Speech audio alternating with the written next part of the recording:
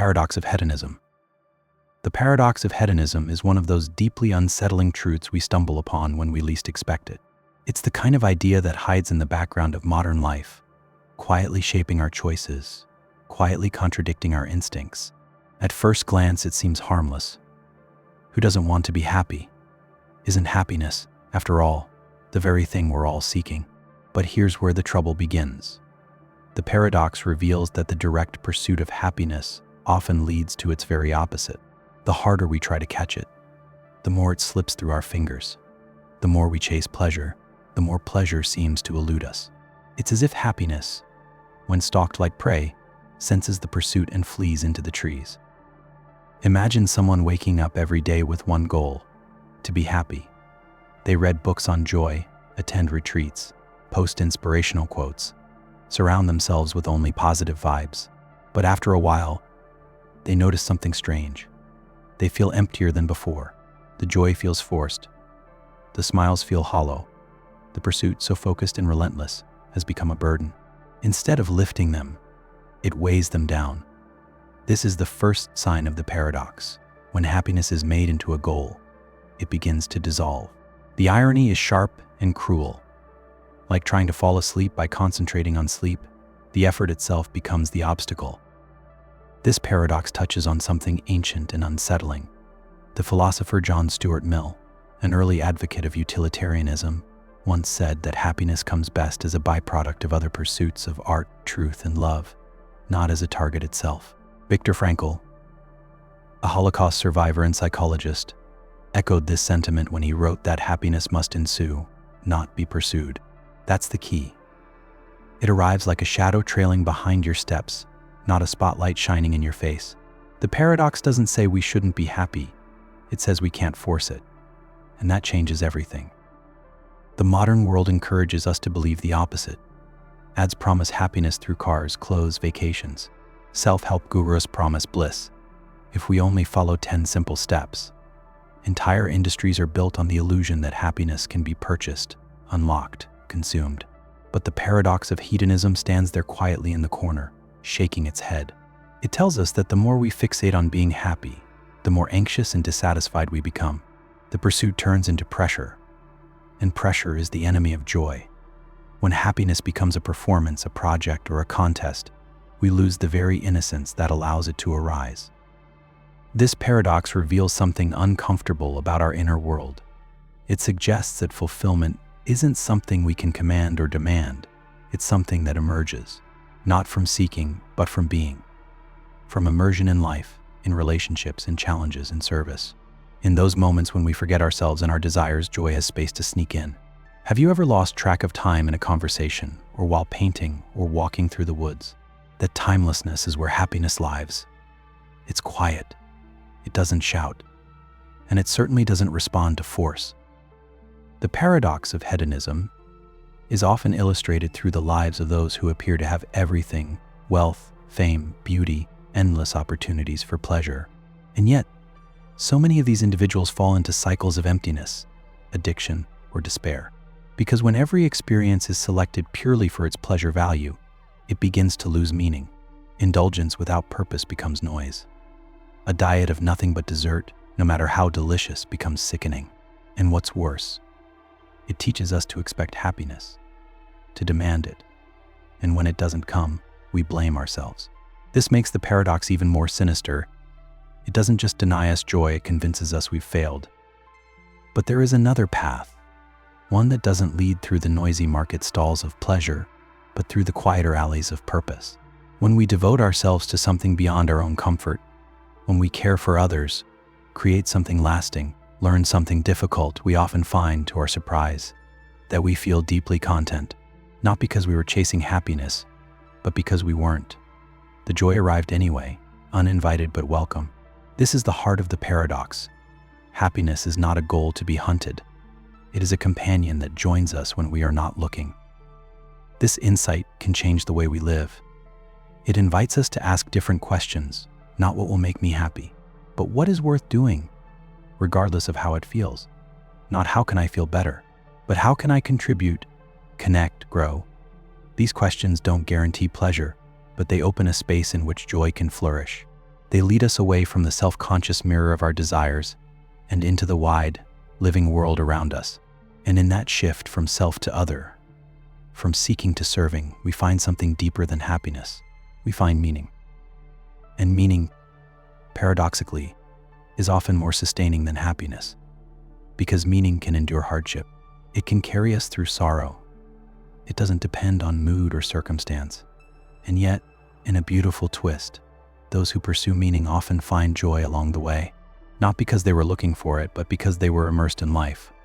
The paradox of hedonism reminds us of this over and over again. Joy sneaks in the back door while we're focused on something else. It blooms in the quiet spaces between goals. This paradox doesn't ask us to renounce happiness, but to reposition it, to let go of it as a goal and instead treat it as a guest. A guest that appears when the house is in order, when the air is filled with music, when the people inside are fully alive, not waiting, but living. The moment we stop checking the door, happiness might just walk in. This shift is subtle but profound.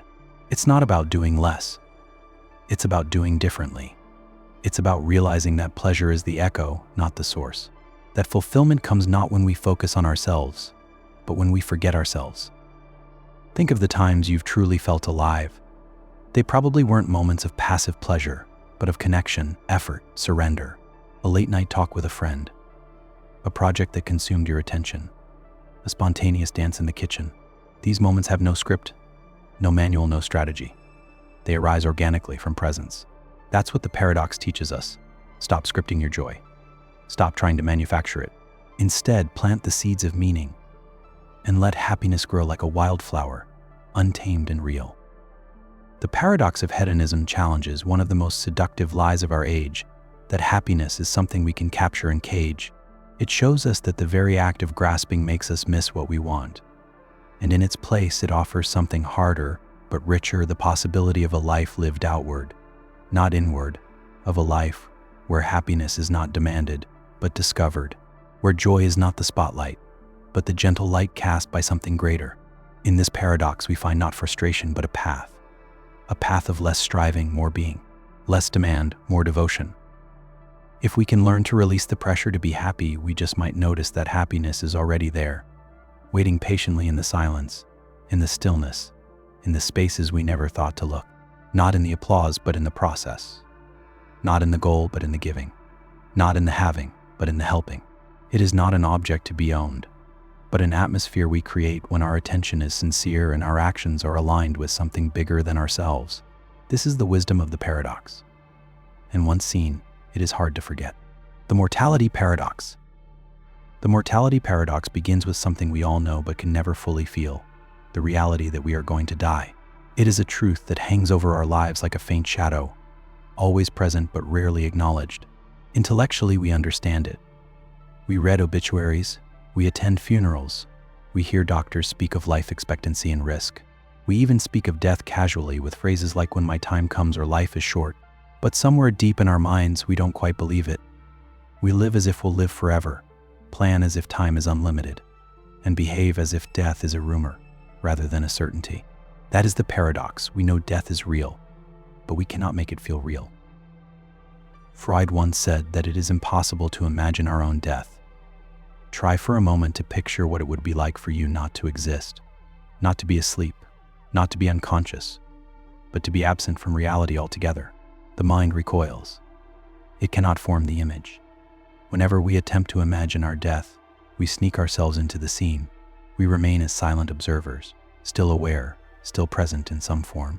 We say, "I'll be gone," but we imagine it from the point of view of still being there to witness our absence. This is the strange knot in our perception. We cannot see ourselves as nothing, because the act of seeing requires us to be something. And so, death remains conceptually known but emotionally ungraspable. This strange duality, knowing and not knowing, is what makes the Mortality Paradox so unsettling. It creates a split in our consciousness. On one hand, we make practical choices based on the reality of death. We buy life insurance, we draft wills, we mourn those who pass. On the other hand, we behave as though we are exempt. We procrastinate on the things that matter most. We take our time for granted. We delay apologies, avoid hard conversations, postpone our dreams. We gamble with our health, ignore warnings, and keep toxic routines because some part of us whispers, "I've got time." And yet, none of us really knows how much time we have. This paradox becomes especially vivid in moments of crisis or loss. When someone we love dies suddenly, the illusion cracks. We're left breathless, stunned not just by the loss, but by the shock that it could happen at all. And if they could go, this person we knew, loved, touched, then so could we. For a moment, death feels real, not just as an idea, but as a presence. But then the mind begins to retreat again. We return to routine, and slowly, the weight of mortality slips from view, not because we don't believe in death, but because we cannot bear to hold it in our gaze for long. The mortality paradox is not just a curiosity, it shapes how we live. Our partial denial of death allows us to function. It lets us love without constant fear of loss. It lets us dream, plan, build, and hope. If we truly felt the reality of death at all times, we might become paralyzed by dread. But this denial has a cost. It often makes us waste the time we do have. It tempts us to live superficially, to fill our days with distraction rather than depth. Because if death is always far away, what's the rush? We trade meaning for comfort. We confuse motion for purpose. And yet, there are those who have come face to face with death and emerged transformed. People who've had near-death experiences, survived illness, or lived through war often describe a new clarity. They say things like, "I don't take life for granted anymore," where everything became more vivid after that. They become more present, more grateful, more attuned to what matters. These are moments when the mortality paradox dissolves, when the emotional reality of death aligns with the intellectual one. And in that alignment, something sacred often appears. Not fear but awe, not despair but reverence. But we don't need a brush with death to feel its truth.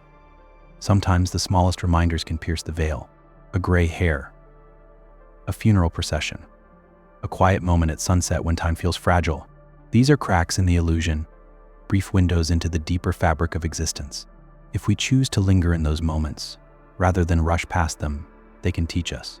They remind us that life is not a rehearsal, that we are not guaranteed another day, that our time is not a resource we can bank or rewind.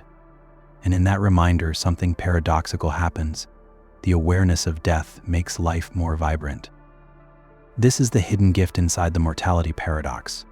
While it unsettles us, it also invites us to wake up, to stop drifting and start noticing, to stop hoarding time and start spending it wisely. When we remember that death is real, we begin to see what's truly important. We become kinder, more honest, more courageous. We take fewer things personally. We forgive more easily. We speak our hearts more openly. Because if this could be our last day, and one day it will be, we want to make it count. We want to live in a way that would not feel wasted if tomorrow never came. Some philosophers argue that our denial of death is the root of most human conflict, that we build empires, chase fame, accumulate wealth, and cling to ideologies in a desperate attempt to feel immortal. We write books, erect monuments, bear children, make art, all in part to leave something behind, to pretend that we still exist, even when we don't. Legacy becomes a substitute for life, but no matter how high we climb, the grave remains our equalizer. And rather than run from it, some say we should let it guide us, not as a threat, but as a teacher. The Stoics, for example, practiced something called memento mori, a daily contemplation of death, not to depress themselves, but to sharpen their awareness. They believed that remembering our mortality helps us live more virtuously, more wisely, more fully. It strips away the trivial and leaves only what matters. The mortality paradox, when embraced, becomes a compass.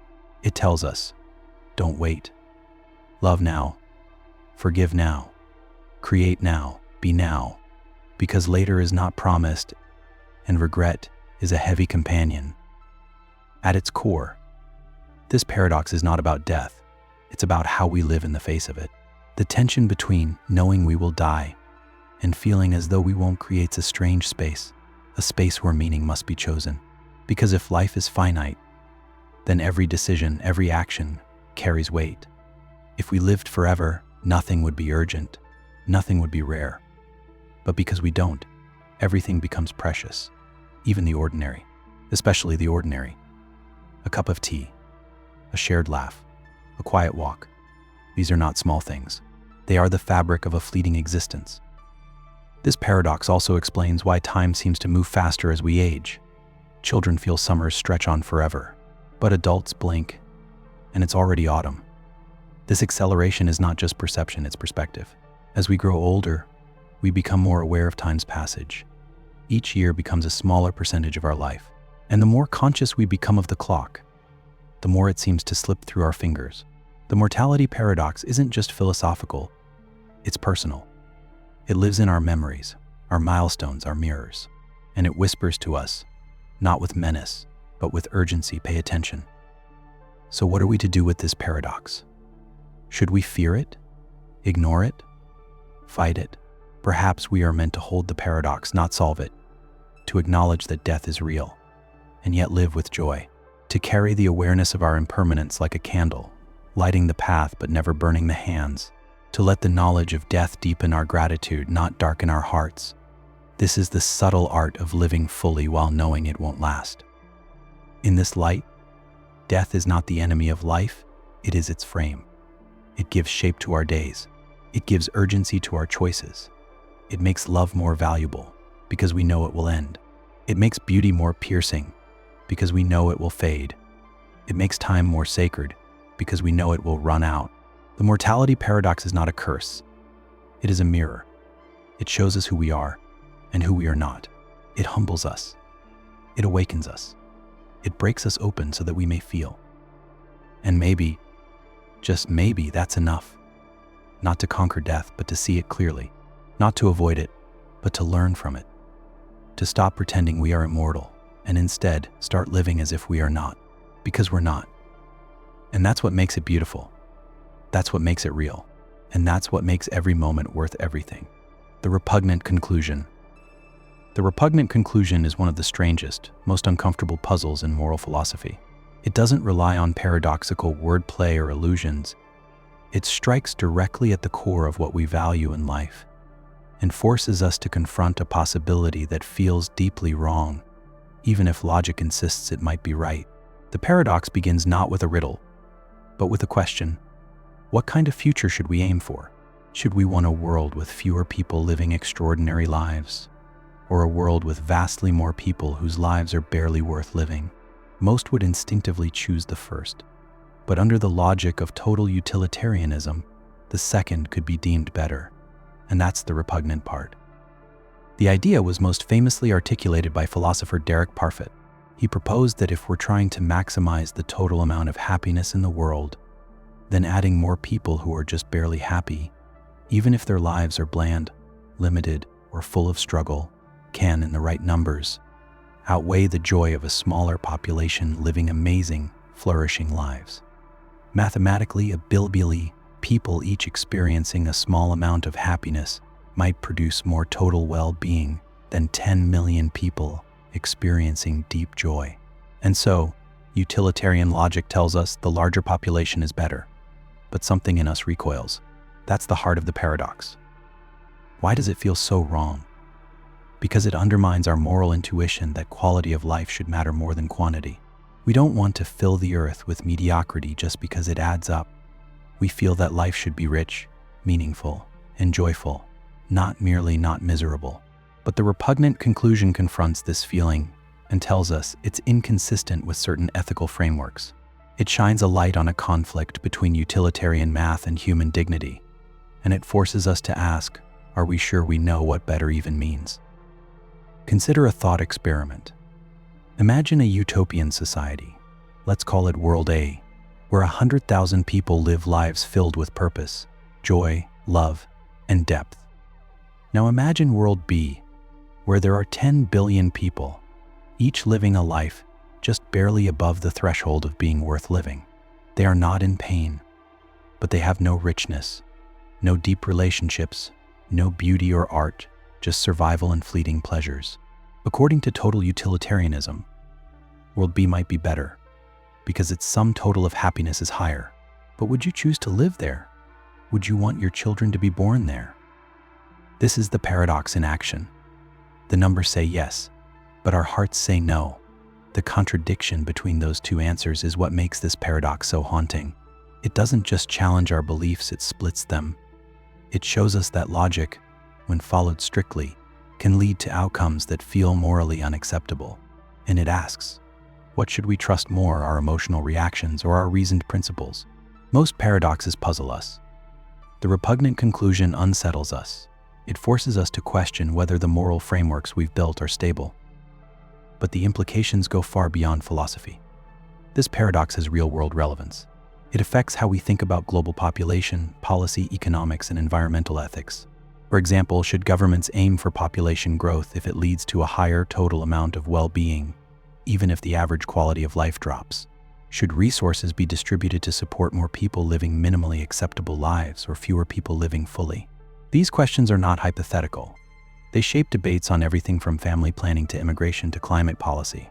The repugnant conclusion lurks beneath many of them. The paradox also reveals something about the limits of moral calculation. When we try to reduce life's value to numbers on a scale, adding up pleasure, subtracting pain, we risk losing something essential. Life is not just units of utility. It's relationships, dreams, heartbreak, creativity, connection. A life barely worth living on paper might be intolerable in reality. And yet, the cold arithmetic of total utilitarianism doesn't account for that. It treats one unit of mild happiness the same as one unit of deep fulfillment. And when that happens, numbers can dominate meaning. That is why the conclusion feels so repugnant. Some philosophers have tried to escape the paradox by changing the moral math. They suggest using average happiness instead of total happiness.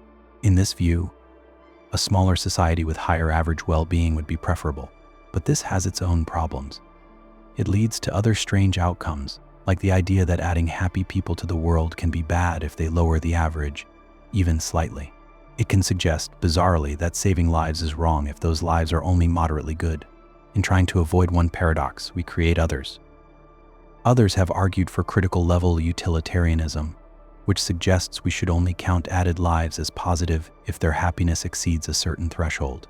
This seems more intuitive, but it introduces a new kind of moral arbitrariness. Who decides the threshold? What if someone falls just below it? Do they not matter? The paradox remains reshaped, but alive. Like a shadow, it shifts with the light but never disappears. Because beneath all the equations and theories lies a deeper question: how do we define a life worth living?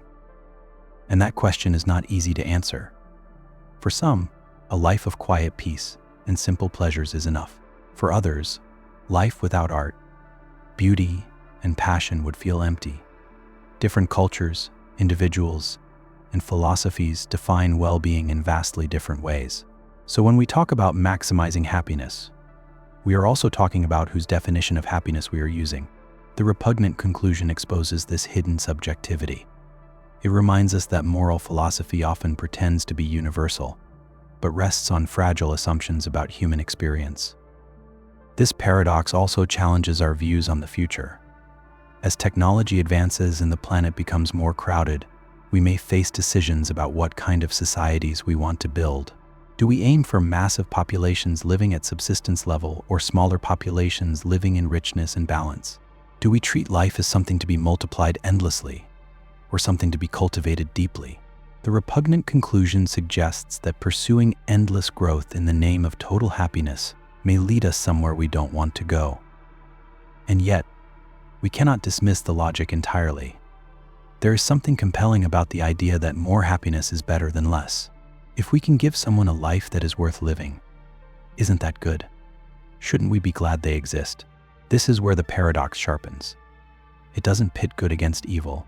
It pits two goods against each other: the goodness of more happy lives versus the goodness of deeper, richer lives. And we are left trying to choose between them, without a clear answer. Some have tried to escape the paradox by abandoning utilitarianism altogether.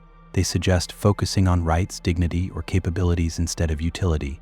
These approaches can avoid some of the more disturbing implications of the repugnant conclusion, but they too have limits. They often struggle to explain why adding happy people is good at all. And so, the paradox remains, not as a flaw in one theory, but as a mirror held up to all of them. It reveals the tension between quantity and quality, between logic and feeling, between abstract reasoning and lived experience.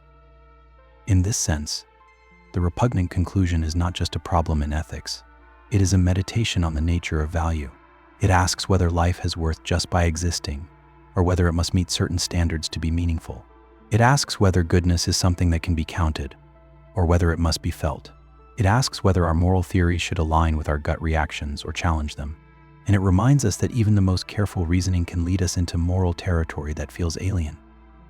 Perhaps that is the real gift of the paradox. Not that it tells us what to believe, but that it forces us to confront our assumptions. It peels back the layers of our moral instincts and shows us their contradictions. It reminds us that ethics is not just about answers, it's about questions. And some of those questions don't have clean solutions. They require us to sit with discomfort, to admit uncertainty, to weigh competing goods without clear resolution. The repugnant conclusion is named for how it feels. But that feeling itself is worth examining. Why does the idea of a vast population with mediocre lives disturb us? Is it because we value excellence or individuality? Or is it because we fear a world where meaning is diluted, where the extraordinary is erased by the average? Our revulsion is not just philosophical, it is existential. It reveals what we care about most deeply, the richness of life, the integrity of experience, the belief that being alive should be more than just not suffering. In the end, the repugnant conclusion may never be resolved. It may always linger as a reminder that not all truths feel good, and not all feelings lead to truth. It lives in the space between math and meaning, between logic and life. It reminds us that ethics is not a science, it is a conversation, one that we must keep having, not because we will find perfect answers, but because the questions shape who we are. The paradox of tolerance. The paradox of tolerance is not just a riddle, it is a warning. A quiet, unsettling truth that echoes through the rise and fall of civilizations. At its heart lies a contradiction that feels morally twisted and yet hauntingly logical. If a society is tolerant without limit, even of intolerance, then its tolerance can be destroyed. In other words, in order to preserve an open and free society, we may be forced to be intolerant toward those who would use that very freedom to undermine it.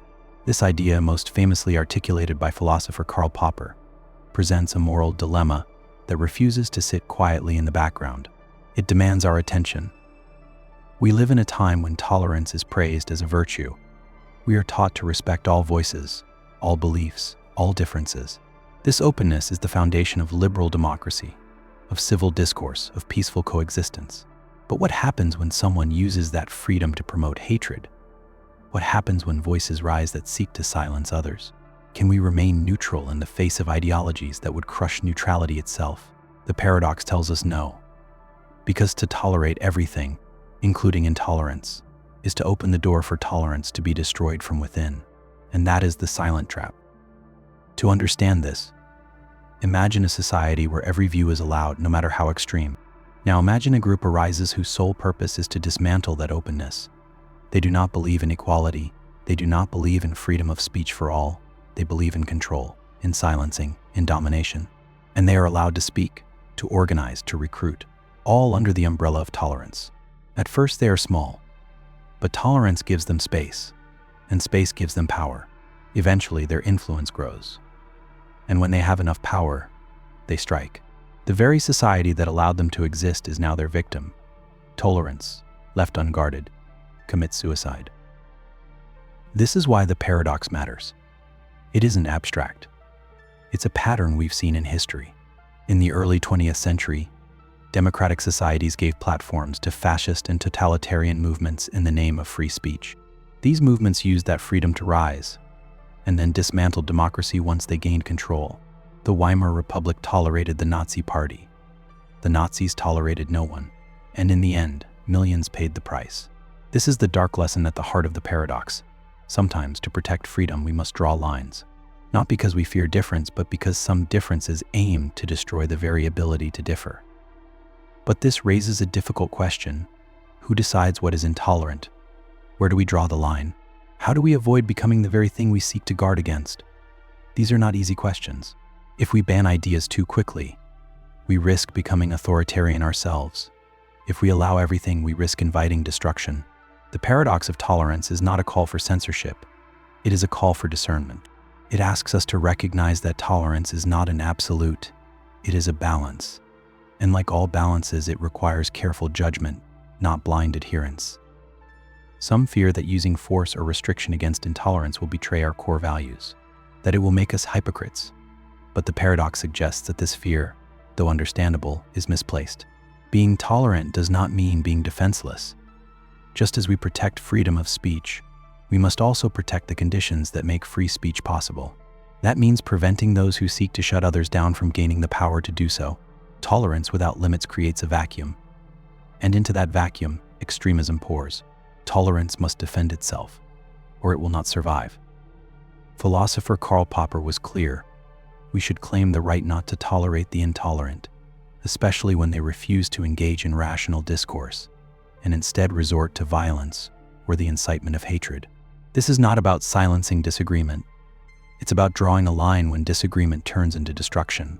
A society can debate taxes, laws, art, and science, but it cannot survive if it debates whether certain people deserve rights or whether violence is an acceptable political tool. Some ideas do not aim to coexist, they aim to conquer, and those must be confronted. This paradox reveals something profound about moral values. Virtues, it tells us, can become vices when taken to extremes. Tolerance is beautiful, but unbounded, it becomes fragile.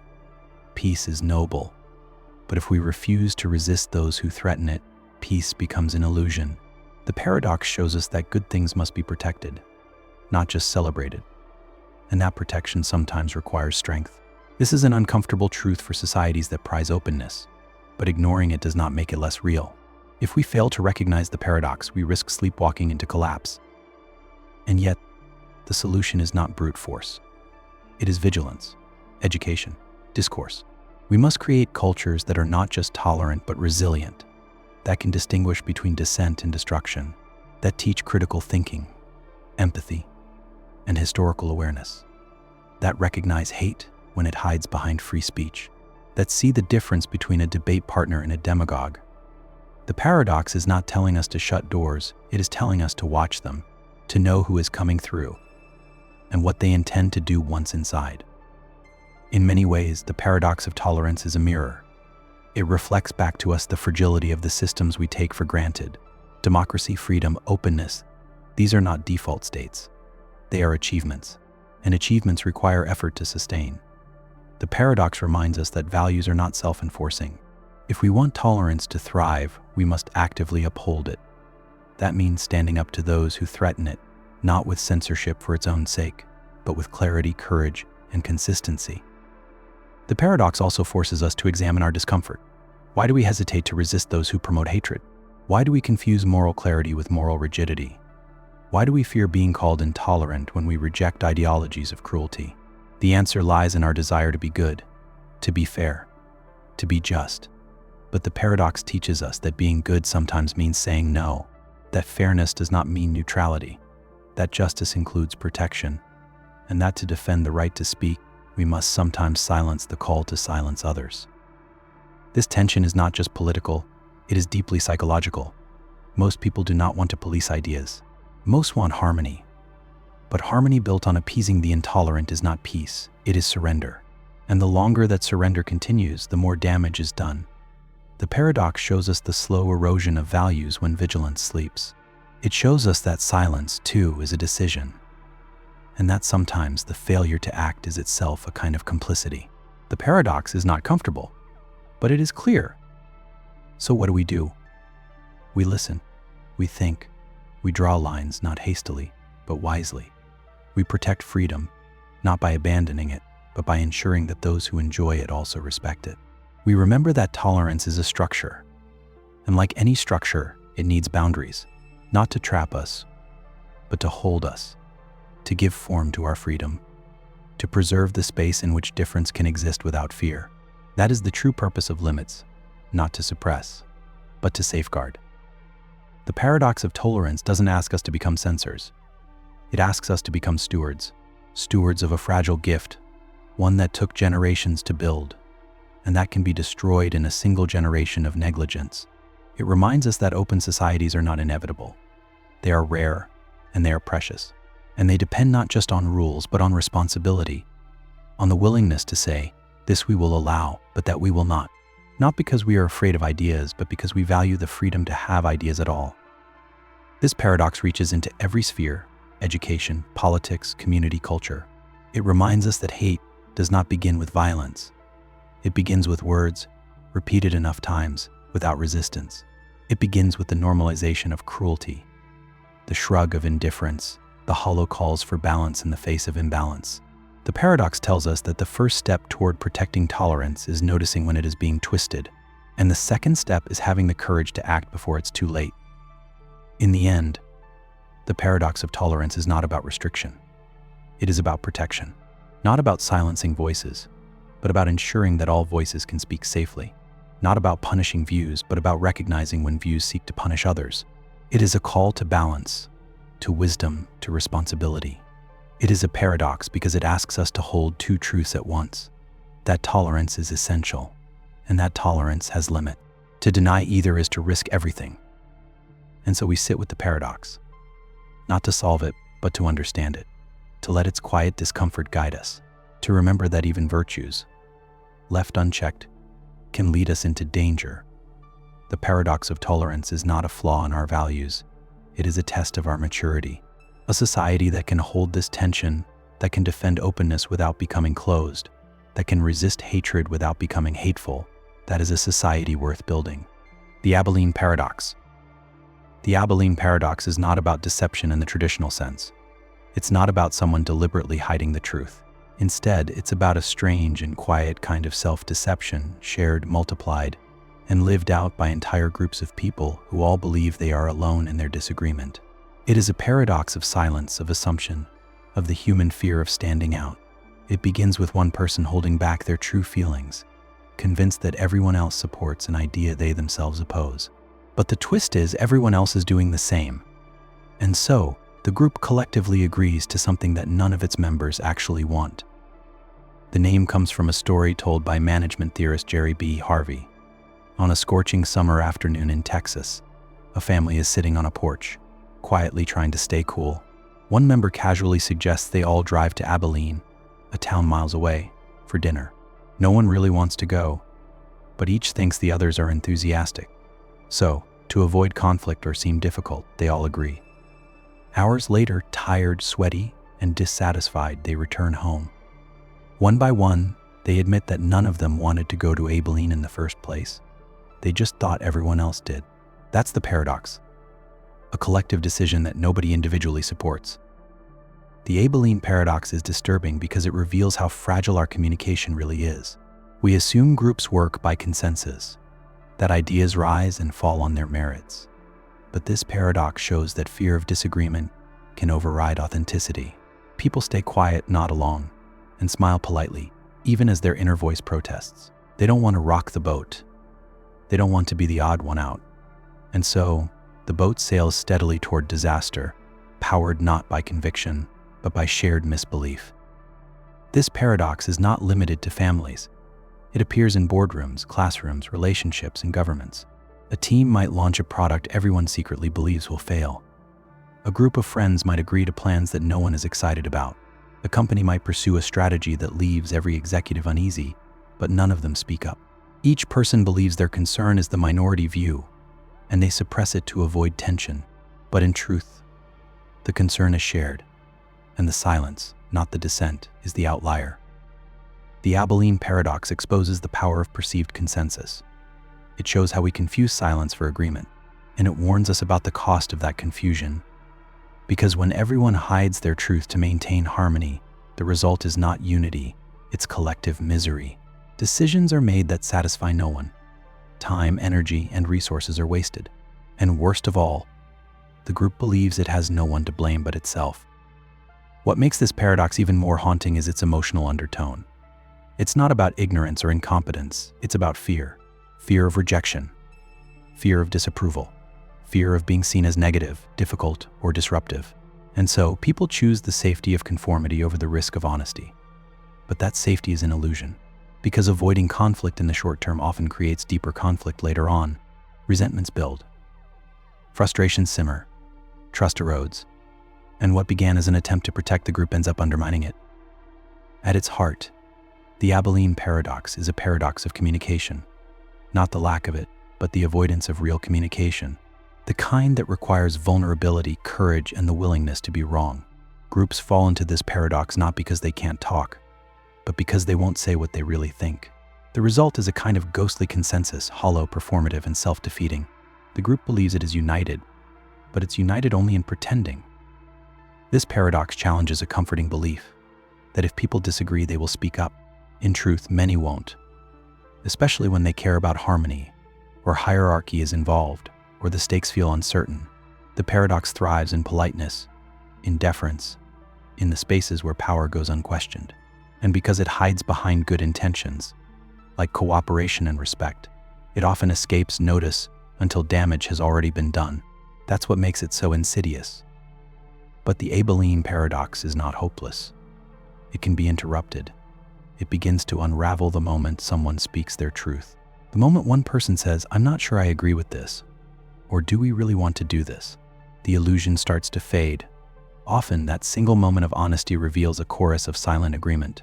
People relax, they nod. They confess they too had doubts. And suddenly, the group moves from false harmony to genuine alignment. The truth, once buried, becomes shared, and with it comes relief. What's needed to break the Abilene Paradox is not brilliance, it's bravery. The bravery to ask questions, to challenge assumptions, to voice uncertainty. The bravery to trust that others might feel the same. And most of all, the bravery to risk discomfort for the sake of clarity. When someone dares to name the unspoken, it invites others to do the same. And that creates a culture where authenticity is valued more than appearance. Leaders especially must be alert to this paradox. In any group, the tone is set from the top. If a leader punishes dissent, rewards agreement, or seems closed to feedback, the paradox flourishes. But if a leader invites questions, listens with curiosity, and models vulnerability, the group becomes safer. Safer to speak, safer to disagree, safer to prevent a trip to Abilene before the engine ever starts. Psychological safety is not just a buzzword, it is the antidote to this silent failure. The Abilene Paradox also holds a mirror to our personal lives. How many decisions have we agreed to, not because we wanted to, but because we assumed others did? How often have we said yes to protect someone's feelings, only to end up resenting them for a choice we helped create? How often have we swallowed our truth out of fear, only to watch it spill out later in frustration? The paradox is not just social, it is deeply personal, and recognizing it requires deep honesty with ourselves. But within this honesty lies possibility, the possibility of better choices, of clearer conversations, of relationships built not on pretense, but on presence. The paradox reminds us that saying no can be an act of love, that disagreement can be a path to understanding, and that truth, even when uncomfortable, is always more useful than illusion. It tells us that harmony is not the absence of conflict, it is the presence of trust. In this way, the Abilene Paradox becomes more than a cautionary tale, it becomes an invitation. An invitation to speak, to listen, to wonder aloud, to replace assumptions with questions, to ask not just what do we think, but do we really think that?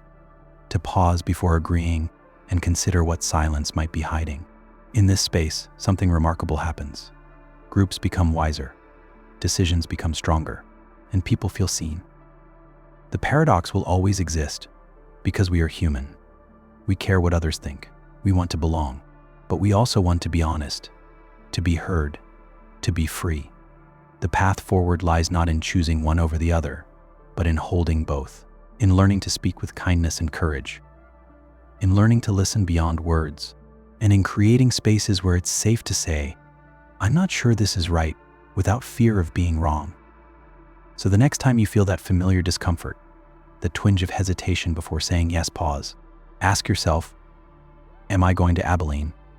Ask others what they really think. Name the silence. Trust that you are probably not alone. And remember that the trip no one wants to take is often the trip everyone agrees to, until someone, anyone, dares to ask why they're going in the first place. The Bystander Effect. The Bystander Effect is one of the most quietly chilling paradoxes of human behavior. It describes a moment when help is needed, when someone is suffering, when danger is real, and yet no one steps in, not because people are cruel, not because they don't care, but precisely because they are surrounded by others. In a strange twist of human psychology, the more people who witness an emergency, the less likely it is that any one of them will help. The result is inaction through diffusion, a collective paralysis that can cost lives. The paradox lies in the expectation that more witnesses should equal more help, when in reality, it often equals less.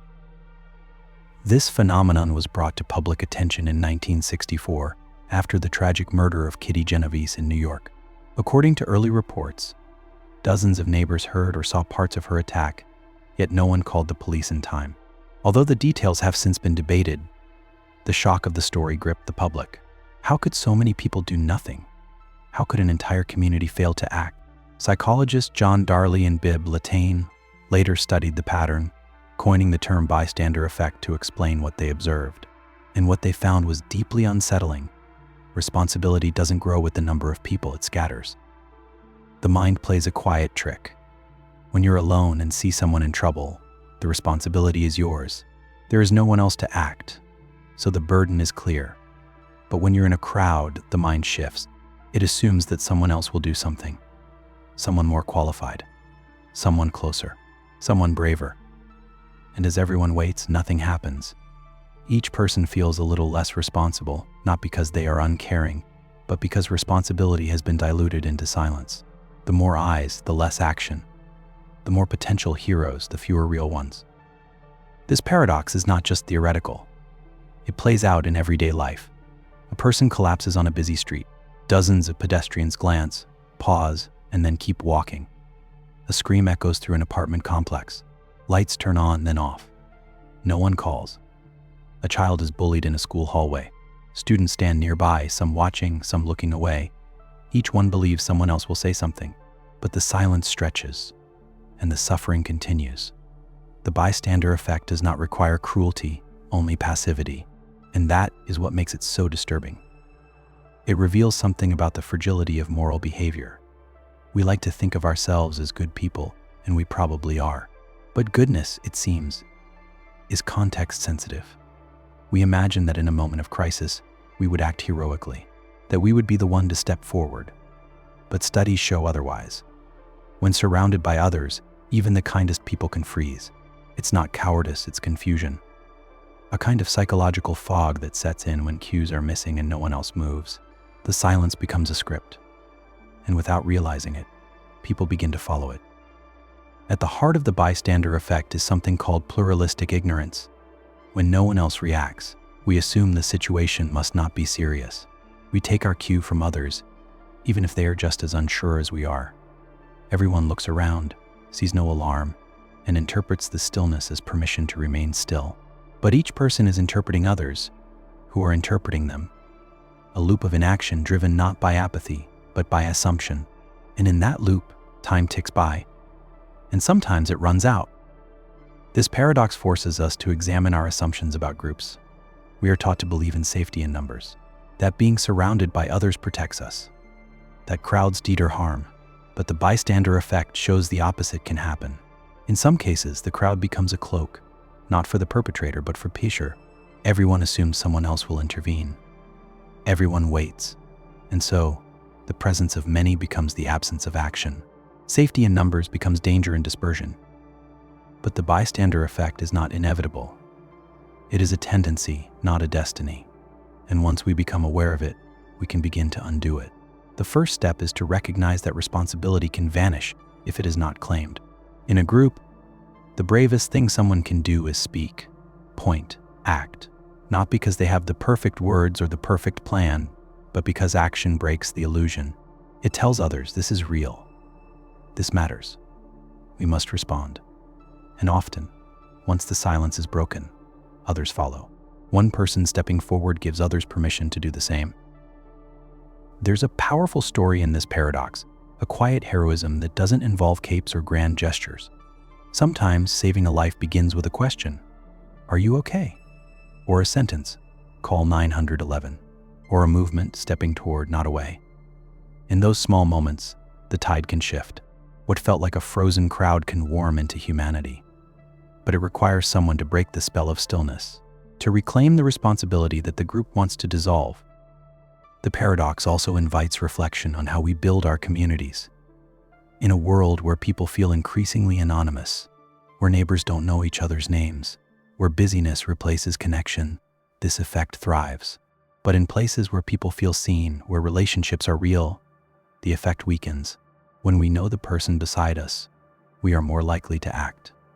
When we feel part of something, we feel responsible for it. The bystander effect feeds on distance. Connection, then, is one of its greatest antidotes. Education plays a role too, teaching people, especially children, not just to be kind, but to be first. To recognize that waiting for someone else may mean no one does anything. To understand that courage isn't the absence of fear, it's movement in spite of it. Role-playing, discussions, and awareness can change instincts. The more familiar the concept of the bystander effect becomes, the more likely people are to override it. Awareness creates intention, and intention can interrupt the default. It's worth noting that not all group dynamics produce inaction. There are cultures, organizations, and communities that foster quick response. Emergency workers, for instance, are trained to move, not freeze. They don't rely on crowds.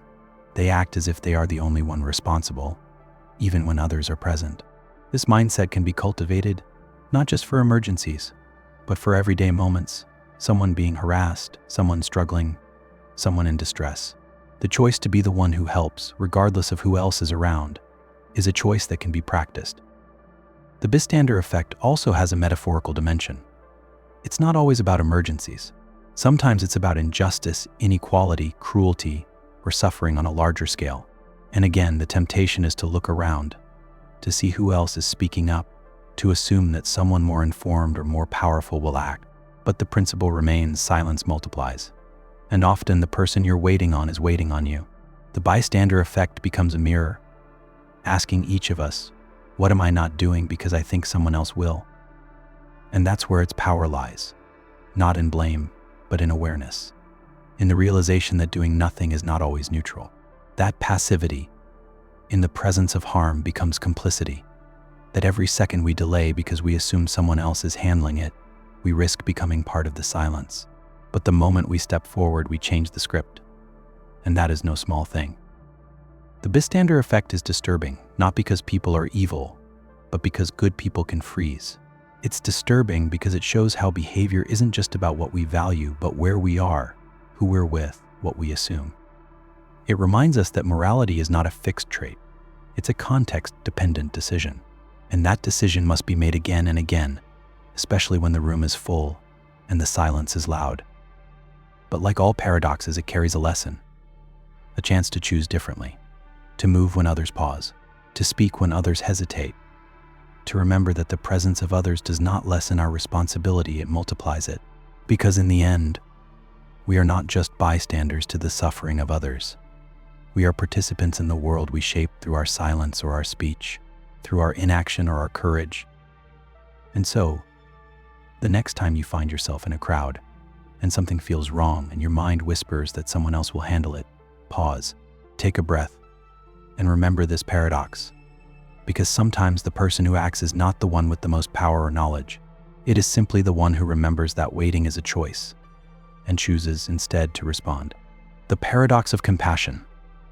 The paradox of compassion begins with a feeling we've all known, the aching pull of empathy when we see a single person in pain, a child in distress, a lone refugee, a single animal suffering in a cage. In those moments, something within us opens. We feel their pain as if it were our own. Our hearts respond instantly, and often, so do our hands. We donate, we intervene, we care. But as the number of victims grows, something strange begins to happen. Our compassion, instead of expanding, begins to fade. When we hear of 10 lives lost, we feel sorrow. But when we hear of 1,000 or 1,000,000, that sorrow blurs into statistics. It becomes distant, less real. This is the paradox. The more suffering we're exposed to, the less we seem to care. It's counterintuitive. We would expect that larger tragedies would move us more, that our compassion would scale with the size of the suffering. But it doesn't. In fact, it often shrinks. Psychologists call it compassion fade or psychic numbing. As the number of victims increases, our empathy does not keep up.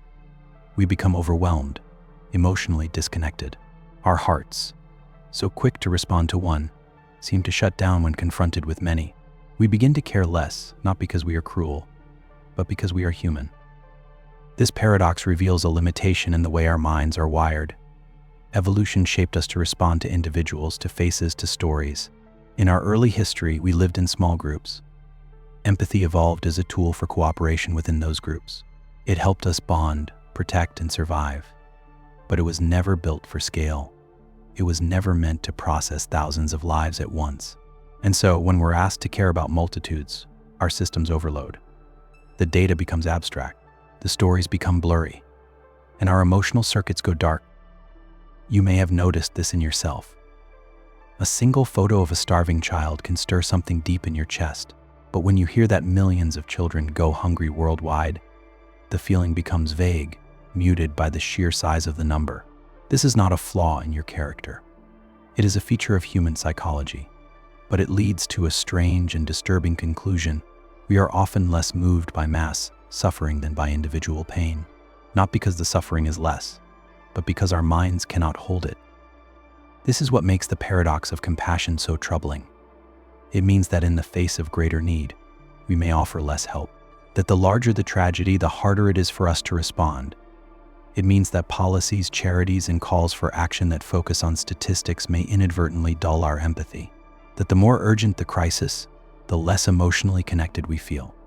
And this disconnection has real consequences.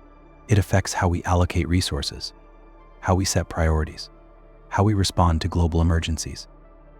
The paradox is often illustrated by experiments in giving. When people are shown the story of a single identifiable victim, a named child with a face, they give generously. But when they are shown data about thousands of unnamed victims, donations plummet. Even when the need is far greater, the giving is less. Our compassion, it seems, has a bottleneck. It flows through narrow channels, limited not by our values, but by our emotional capacity. But the paradox of compassion is not just about statistics. It also plays out in daily life. When we see someone suffering close to us, someone we know, we feel compelled to help. But when suffering is distant or generalized, we may scroll past it. We may feel tired, cynical, helpless. We may feel as if our empathy is being pulled in too many directions. And so we retreat, not because we don't care, but because we care so much and can only take so much in. There is a deeper layer to this paradox. It's not just that we feel less. It's that we sometimes protect ourselves from feeling. We build walls. We become desensitized. We convince ourselves that there's nothing we can do, that the problem is too big, that someone else will help. This emotional distancing is a defense mechanism. It keeps us functional in the face of overwhelming suffering, but it also makes us less responsive, less engaged, less human. And in a world filled with large-scale problems, this numbing becomes dangerous. The paradox also touches on the tension between emotion and reason. Compassion is emotional. It's personal, it's felt, but large-scale suffering often requires rational, strategic responses, policy, logistics, coordination. And those approaches often feel cold compared to the warmth of individual empathy. But without them, help does not reach those who need it most. So we are left with a dilemma. Our hearts respond to one, but the world needs us to care for many. How do we bridge that gap? Some suggest that the solution is not to feel more, but to act smarter. That we should recognize the limits of our compassion and build systems that compensate for them. That we should use data not to overwhelm, but to guide us. That we should make decisions based on impact, even if they don't stir our hearts in the same way. But that answer feels incomplete. Because compassion is not just about results, it's about connection. It's about feeling the truth of another's pain. And if we lose that, we lose something essential. Others suggest telling better stories, humanizing the statistics, giving names and faces to the numbers, finding ways to engage empathy, not just intellect. And there is wisdom in that. Stories move us. They open doors that data cannot. They remind us that behind every number is a person, a soul, a life. The paradox of compassion may never disappear, but perhaps it can be softened by storytelling, by connection, by presence. The paradox also invites a kind of humility. It reminds us that we are not infinite, that our emotional resources, like our physical ones, must be stewarded, that burnout and fatigue are real, and that compassion, to be sustained, must be supported. This means allowing ourselves rest. It means choosing where we give, without guilt, It means acknowledging that we cannot feel everything, but that does not mean we should feel nothing. There is a gentler side to this paradox. It suggests that compassion is most powerful when focused, that small acts directed with intention can ripple out in ways we cannot measure, that helping one person is not failure, it is fulfillment, that our tendency to care deeply for the few is not weakness, it is a doorway through which love can enter the world. And from that doorway, perhaps wider compassion can grow. The paradox of compassion does not mean we are bad, it means we are limited. And knowing our limits is the first step to transcending them, not by trying to feel everything, but by choosing to act, even when the feeling is faint, by trusting that each act of care matters, even if it doesn't feel like enough, by remembering that every person helped is a whole world made better. And so we are left with this gentle tension between emotion and action, between one and many, between the heart's narrow path and the mind's wide horizon. The paradox of compassion does not offer easy answers, but it asks good questions. It asks us to notice when our empathy fades, to ask why, to find new ways of connecting.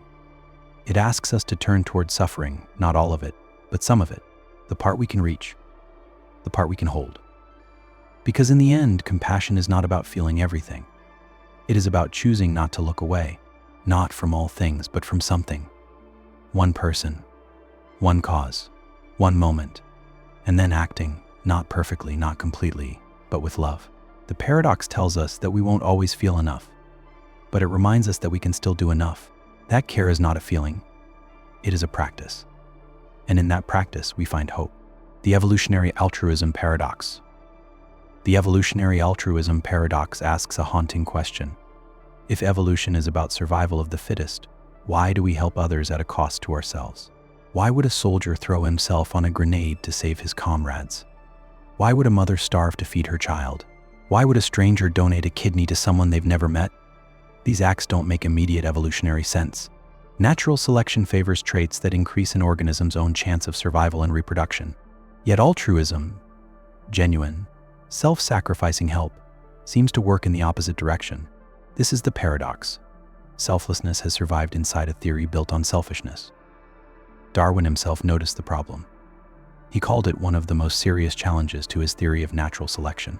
If evolution rewards the strong, the cunning, and the efficient, why does kindness survive? Why hasn't compassion been weeded out by generations of brutal competition? And yet we see it everywhere. In humans, in animals, in communities large and small, from ants who die defending their colonies to humans who give everything for love, sacrifice seems to persist, and not as a weakness, but as something strangely noble, strangely strong. One answer lies in the idea of kin selection.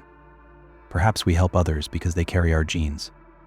A mother defends her child because the child is half of her. A brother helps his sister because she carries the same DNA. In this view, altruism is not really selfless. It's genetic strategy. You're not just protecting others, you're protecting copies of yourself. Gens are selfish, even when people appear kind. Evolution then is not about individual survival, but gene survival. And kindness in this frame is just clever biology. But kin selection doesn't explain everything. It works for families, but not for strangers. Not for the Samaritan who saves someone else's child. Not for the whistleblower who ruins their career to protect people they'll never meet. Not for the person who gives more than they receive, expecting nothing in return. These acts stretch beyond kin. They stretch beyond calculation. They belong to something deeper, something the logic of evolution struggles to explain. So another theory was born, reciprocal altruism. Maybe we help others not because they share our genes, but because they'll help us in return. Tit for tat. I scratch your back, you scratch mine. Altruism is long-term strategy. This explains a lot. Reciprocity builds trust, strengthens groups, and ensures mutual aid. But again, a puzzle remains. People often help without expecting help back. They give anonymously. They forgive those who hurt them.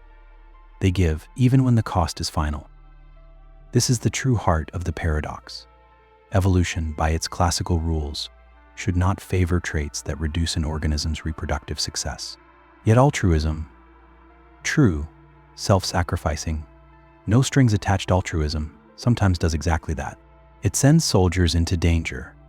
It puts nurses in harm's way. It drives people to give blood, money, time, and even their lives to causes that offer no evolutionary reward. How can such a trait survive in the brutal math of natural selection? Some propose group selection. Perhaps evolution doesn't just operate at the level of individuals or genes, but also at the level of groups. Altruistic groups, they argue, may survive better than selfish ones. Groups where people share, protect, and sacrifice might outlast those filled with cheaters. In this view, the group becomes the unit of survival. But group selection is controversial. Many biologists resist the idea, arguing that selfish individuals still win out within groups. The tension remains. Others turn to culture.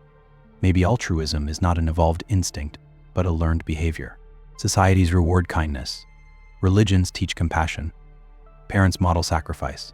In this frame, altruism is not biological, it's social, but culture itself evolves. And for it to survive, it must serve some purpose. If altruism were truly maladaptive, cultures that promote it would fade. But instead, they flourish. Across history, across continents, kindness is admired. Sacrifice is honored. Altruism somehow continues. There's also the idea of signaling. Perhaps altruism is a display, a costly signal of one's strength, status, or trustworthiness. Like the peacock's tail, generosity may be evolution's strange way of showing off. A rich person donates millions to charity, not out of selflessness, but to signal wealth and virtue. A hero rescues a stranger not just to help, but to gain admiration. In this theory, altruism is still selfish but disguised. Even our noblest acts may carry hidden motives. But here is where the paradox deepens. Sometimes, the altruist gains nothing. No recognition, no reward, no strategic advantage. And yet they act. A fireman rushes into a burning building. A child gives their coat to someone cold. A prisoner smuggles food to another, even if it means going hungry. These acts carry real cost, and still they happen. Evolution should erase them, but it doesn't. In fact, it often honors them. This may hint at something even more mysterious, that perhaps evolution has shaped not just our behaviors, but our capacity to transcend them. That within us is not only the instinct to survive, but the instinct to mean something, to be more than a collection of genes, to connect, to care, to matter. Altruism may be evolution's rebellion against itself, proof that in striving to survive, we became capable of love. It also reminds us that humans are not machines. We are not just replicators of DNA. We are storytellers, dreamers, beings who shape our own values. We build systems that protect the weak. We form ethics that honor sacrifice. We do not always act in our own interest, and perhaps that is the truest sign of our humanity. The paradox of altruism may not be a glitch. It may be our most profound feature. It also offers hope. In a world so often ruled by competition, cruelty, and self-interest, the existence of altruism is radical. It says we are not bound by instinct alone. We can choose to give. We can choose to protect. We can choose to care for those we do not know and never will. In a universe governed by entropy and struggle, the presence of compassion is a quiet miracle. The paradox teaches us that evolution is not a closed box. It is a process, one that produces surprises, one that, over time, gave rise not just to predators and prey, but to caretakers, guardians, saints. One that, for all its logic, made room for mystery. In this light, altruism is not an error. It is an arrival, a flowering of something that makes life not just possible, but meaningful. And so we are left with a strange truth, that in a world shaped by survival, we became creatures capable of giving ourselves away. That in our pursuit of life, we discovered something more precious than life itself. The evolutionary altruism paradox does not destroy Darwin's theory, it expands it. It invites us to see that fitness is not only measured in genes passed on, but in love passed forward, in lives lifted, in hands held, in quiet moments where someone chooses not to survive but to serve. Perhaps that is the final resolution. That altruism, though it may cost us something, makes us something. It makes us human. And in a world that often forgets this, the paradox stands as a soft reminder that the greatest strength may lie in the willingness to give it all away. The paradox of free will. The paradox of free will whispers beneath everything we do. Every decision we make, every choice we feel proud of, every path we take, it all leans on one powerful assumption, that we are free to choose. That we are not puppets pulled by invisible strings, not gears turning because of past forces alone. And yet, when we peer closely at the nature of those choices, something unsettling emerges. If the universe is governed by cause and effect, by the logic of physics and biology, then where is the space for freedom? And if we are not free, then why do we feel like we are? That's the paradox. The deeper we search for the origins of our decisions, the less room we seem to find for ourselves. Science offers no comfort here. Neuroscience suggests that our brains begin preparing actions before we're even aware of deciding. In lab experiments, machines can predict which button a person will press seconds before they consciously choose it. This isn't magic, it's measurement. Brain activity builds up before we feel the choice bubble to the surface. This challenges the belief that we are in control.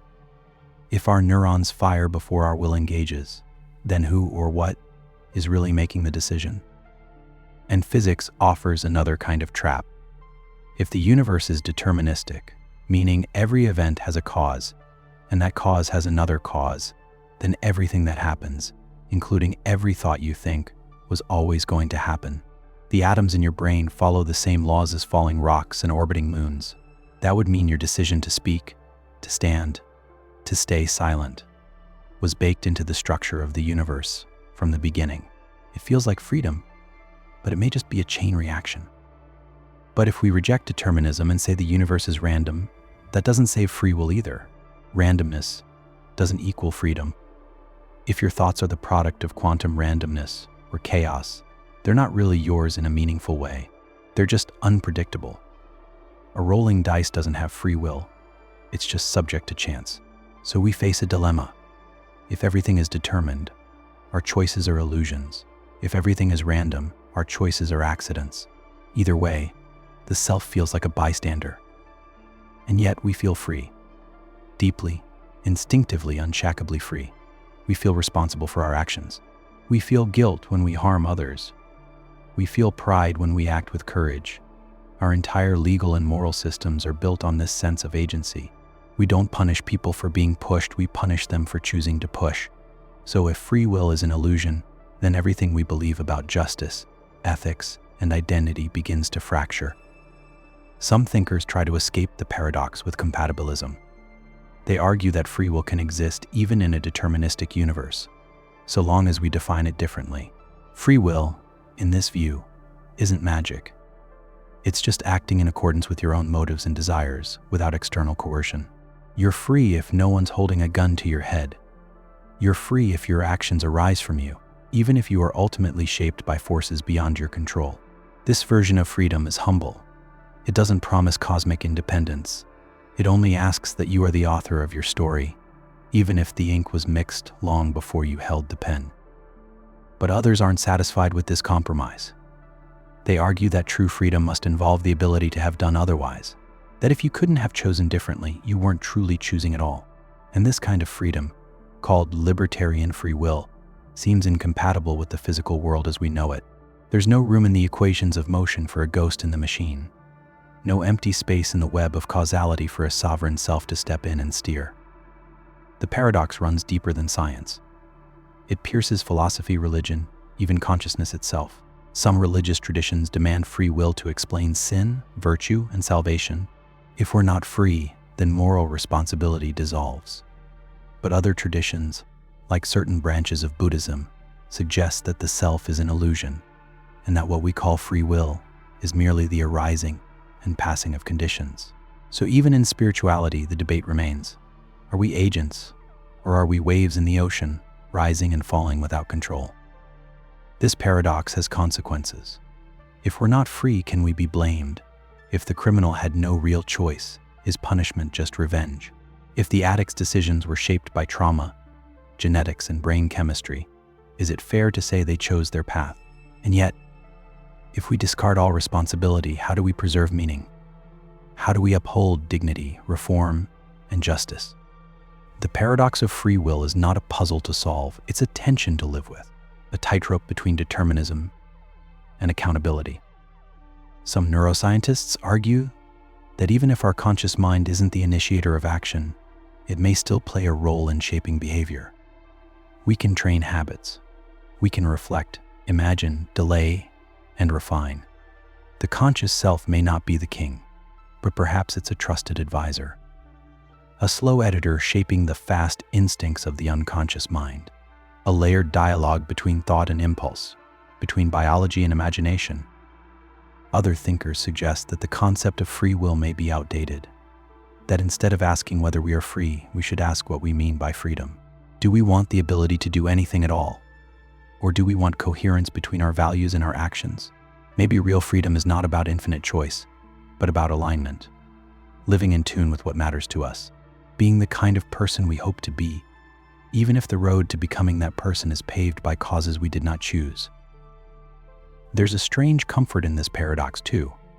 If we are not fully free, then perhaps we can show more mercy to others, to ourselves. We can understand that people are shaped by histories they didn't write, that trauma, fear, and circumstance mold choices in ways we don't see. Maybe compassion grows in the soil of determinism. Maybe humility does too, because if you had their brain, their past, their pain, you might have done the same. Still, something resists. Some quiet ember in the soul refuses to surrender. We want to believe in freedom, not because it's provable, but because it feels sacred.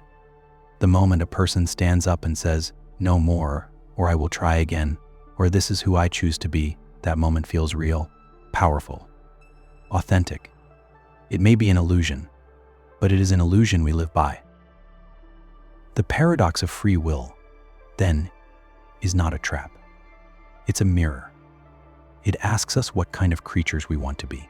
It forces us to hold two truths at once, that we are deeply shaped and that we are not powerless, that our stories began before us and that we are still writing them, that even if we cannot choose the cards we are dealt, we can choose how to play them, or at least it feels like we can, and sometimes that's enough. In the end, whether or not free will exists may be less important than how we live with the question. Do we use it as an excuse to surrender, or as a reason to be kinder, bolder, more forgiving? Do we see ourselves as victims of fate, or as co-authors of our lives? The paradox does not demand a final answer. It only asks us to notice, to wonder, to walk the line between mystery and meaning, and to do so with open eyes. And so, each day we wake up and choose, or we believe we choose, and life moves forward, shaped by choices and circumstances, by luck and labor, by winds we steer and tides we cannot. The paradox of free will is not there to be solved. It's there to remind us, quietly, constantly, that we are mysteries to ourselves. And in that mystery there is room to grow, room to change, room perhaps to be free. The Omnipotence Paradox. The Omnipotence Paradox sits quietly in the background of many philosophical and theological discussions, like a riddle wrapped in reverence. It asks a question that seems simple on the surface, yet echoes endlessly the deeper you go. Can an all-powerful being create a stone so heavy that even they cannot lift it? If the answer is yes, then there is something the being cannot do, lift the stone. If the answer is no, then again there is something the being cannot do, create such a stone. Either way, the paradox suggests a limit, and in doing so it challenges the very definition of omnipotence. This strange question, often posed with a hint of mischief, is not meant to mock belief. It's meant to probe the boundaries of logic itself. At its heart lies a deeper tension between the idea of unlimited power and the rules of coherence that make meaning possible. For if omnipotence means being able to do anything at all, then it must also include the ability to defy logic, to break the laws of contradiction, to make square circles and married bachelors. But if omnipotence is bound by logic, then it is not truly limitless.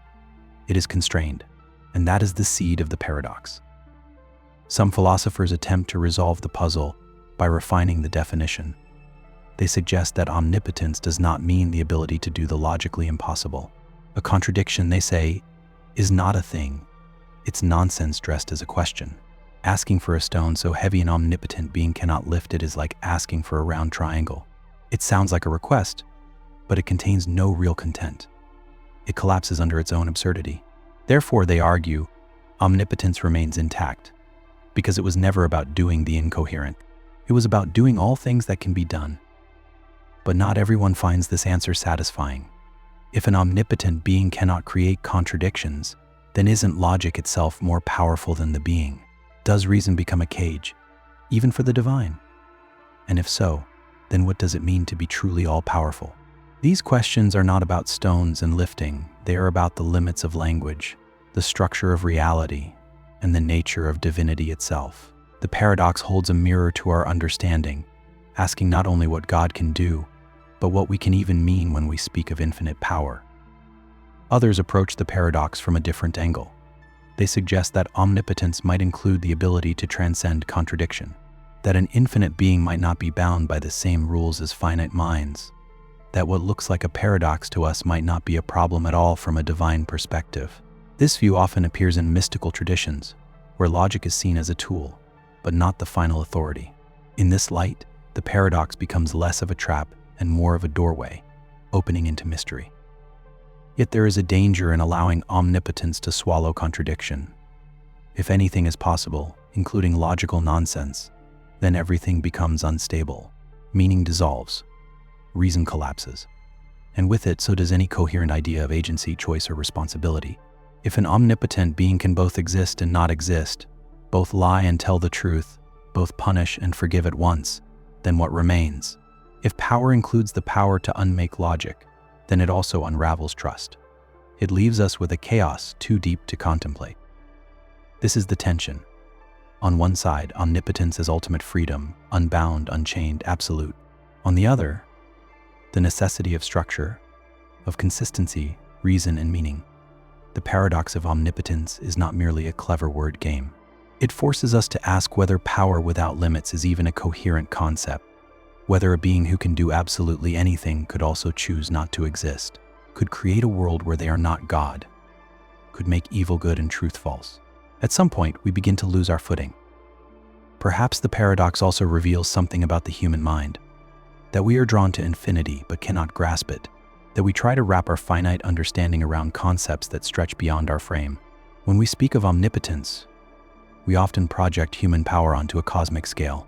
But maybe power at that level is something else entirely, something we glimpse but do not truly comprehend. The paradox may not be a flaw in the idea of God, but in the limits of our imagination. Some thinkers offer a softer answer. They suggest that omnipotence is not about doing all things, but about doing all things that are consistent with the nature of the being. An omnipotent being, in this view, is not defined by contradictions, but by coherence. They cannot lie, not because they lack power, but because truth is their essence. They cannot sin, not because they are limited, but because goodness defines them.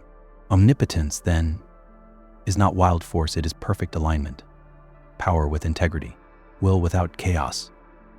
This idea transforms the paradox. It moves it from a riddle about rocks to a meditation on character. What does it mean to be all-powerful and yet good? To be infinite and yet no restraint? To have the capacity to create worlds and yet choose to listen, to wait, to love? Perhaps omnipotence is not about domination but about depth, not about doing the impossible, but about making what is possible truly meaningful. Others still are more skeptical. They see the paradox as a sign that omnipotence is incoherent by nature, that the concept cannot hold under its own weight, that any attempt to define absolute power collapses into contradiction or emptiness. In this view, the paradox exposes the limits not just of theology but of thought itself. It humbles our assumptions. It reminds us that some questions may not have answers but still have value. Because in the end, the omnipotence paradox is less about stones and more about silence, about the edge of what we can say. It invites us into a space where reason falters and awe begins, where the mind bows not in defeat, but in reverence. Whether one believes in God or not, the paradox stirs something universal, a yearning to understand what lies beyond the possible, and whether love or power defines the center of all things. And so we return to the question, can an omnipotent being create a stone too heavy to lift? Maybe not. Or maybe the better question is, why would they? What does it mean for infinite power to choose restraint? For boundless might to express itself not in force, but in gentleness. Maybe the real mystery is not what omnipotence can do, but what it chooses to do. And in that choice, perhaps the deepest power is revealed. Because perhaps the greatest strength is not found in contradiction, but in constancy. Not in breaking logic, but in embodying wisdom. Not in lifting impossible stones, but in lifting hearts. If omnipotence means the power to be all things, maybe it also means the power to be one thing, to be faithful, just present. In this way, the paradox becomes not a failure but a threshold, a place where philosophy ends and something else begins, something not weaker than logic, but wiser than it. The Omnipotence Paradox does not close the door. It opens one. It invites reflection on the nature of power, the boundaries of thought, and the mystery of the divine. It teaches us that even our most careful definitions must one day yield to wonder. And perhaps in that surrender we find not confusion but peace. The problem of evil. The problem of evil has haunted theology and philosophy for thousands of years. It is not just a logical riddle, it is an emotional storm. It asks, if there is a God who is all-powerful, all-knowing, and all-loving, then why does evil exist? Why is there pain, suffering, and cruelty woven so deeply into the fabric of the world? Why do innocent children die?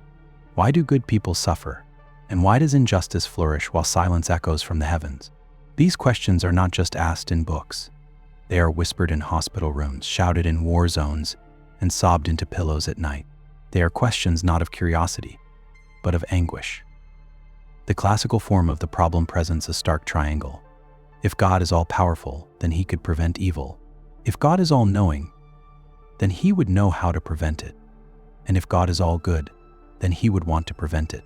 And yet, evil exists. This seems to create a contradiction. Either God does not have the power, the knowledge, or the goodness we attribute to him, or perhaps such a God does not exist at all. This is the harsh edge of the paradox. Some have tried to resolve this dilemma by redefining evil. They argue that what we call evil is a necessary part of a larger good, that pain has purpose, that suffering has lessons, that darkness deepens the light. In this view, evil is not a flaw, it is a feature. It sharpens compassion, it builds courage, it reveals character. Just as a shadow needs light to exist, perhaps light also needs shadow to be seen. But to the grieving mother, or the tortured prisoner, or the child caught in war, this answer often feels cold. Philosophy rarely comforts the broken. Others suggest that evil exists because of free will, that God gave humans the power to choose, and with that power comes the risk of harm. A world where love is real must also be a world where hate is possible. Without choice, there is no virtue. Without freedom, goodness is hollow. In this view, evil is the price of autonomy. God allows evil, not because he is indifferent, but because he honors our agency. But again, the question remains, couldn't an all-powerful being design freedom without such devastating consequences? Couldn't he draw the line at genocide, abuse, and unbearable suffering? There is also the question of natural evil, things not caused by human choice, but by the raw forces of nature. Earthquakes, disease, famine. These do not result from moral failure, but from the mechanics of the universe. They seem random, indifferent, even cruel. What kind of God builds a world where the innocent suffer from invisible viruses or shifting tectonic plates, where lives are shattered by events no one chose? Free will cannot explain these horrors, and that deepens the mystery. Some philosophers and theologians speak of a greater plan, one that we cannot see, that perhaps from the perspective of eternity, what looks like senseless pain may lead to unforeseen good, that God sees a tapestry while we see only tangled threads. This is the appeal to mystery, a humble confession that our understanding is limited, that we cannot judge the whole by the part. But while this may preserve faith, it often leaves the heart unsatisfied, because even if the pain has purpose, the suffering still hurts, and silence still stings. Others have proposed that evil is not something created, but something allowed, that God does not will suffering, but permits it for reasons beyond comprehension. This keeps God's hands clean, in a sense, but also paints him as distant. Watching suffering unfold, even if not causing it, is still morally troubling. If a human stood by while another was hurt and did nothing, we would call it complicity. How then do we reconcile a God who does the same? Some traditions take a different road. They abandon the idea of an all-powerful God altogether. In certain forms of process theology or open theism, God is seen as evolving with the world, powerful but not omnipotent, loving but not in total control. In this view, God suffers with us, fights against evil alongside us, and shares in our pain. He is not the architect of tragedy, but the companion through it. This shifts the question. God becomes less a ruler and more a fellow traveler. and in that reframing, some find solace. But there are those who turn the question around. They ask, not why is there evil, but why is there good? In a cold, indifferent universe with no God, there is no reason to expect kindness, mercy, or beauty. Yet these things exist. People risk their lives for strangers. Artists create for love, not reward. Compassion breaks through in the darkest places. Perhaps this, too, is a paradox, that even in a world full of suffering, goodness still emerges, and sometimes that goodness feels divine. The problem of evil also exposes a deeper yearning, that we expect the world to be just, that we believe innocence should be protected, that cruelty should be punished, and that love should win. This sense of moral order seems to point beyond biology. Evolution may explain why we survive, but not why we weep for strangers or rage at injustice. This longing for a world that ought to be may itself be evidence of something higher. The problem of evil may not disprove God, it may reveal our hunger for Him. Still, the paradox remains. A God who is all-powerful, all-knowing, and all-loving, and yet, a world drenched in suffering. Some resolve it by changing their theology, some by rejecting God altogether. Others live with the tension, holding both pain and hope in the same trembling hand. Because even if the problem is never fully answered, it still shapes us. It forces us to reckon with our values, our empathy, and our deepest beliefs about meaning. And maybe that is the hidden gift within the paradox. That in questioning evil, we sharpen our sense of good. That in confronting suffering, we deepen our compassion. That in walking through the valley of shadows, we learn to carry each other. Whether or not we find the answer, the question calls us to care. The problem of evil does not resolve easily. It is a wound that aches in quiet moments, a question that echoes across time. But it is also a mirror. It reflects our longing for justice, our grief for a broken world, and our hope, however fragile, that something greater might still hold us.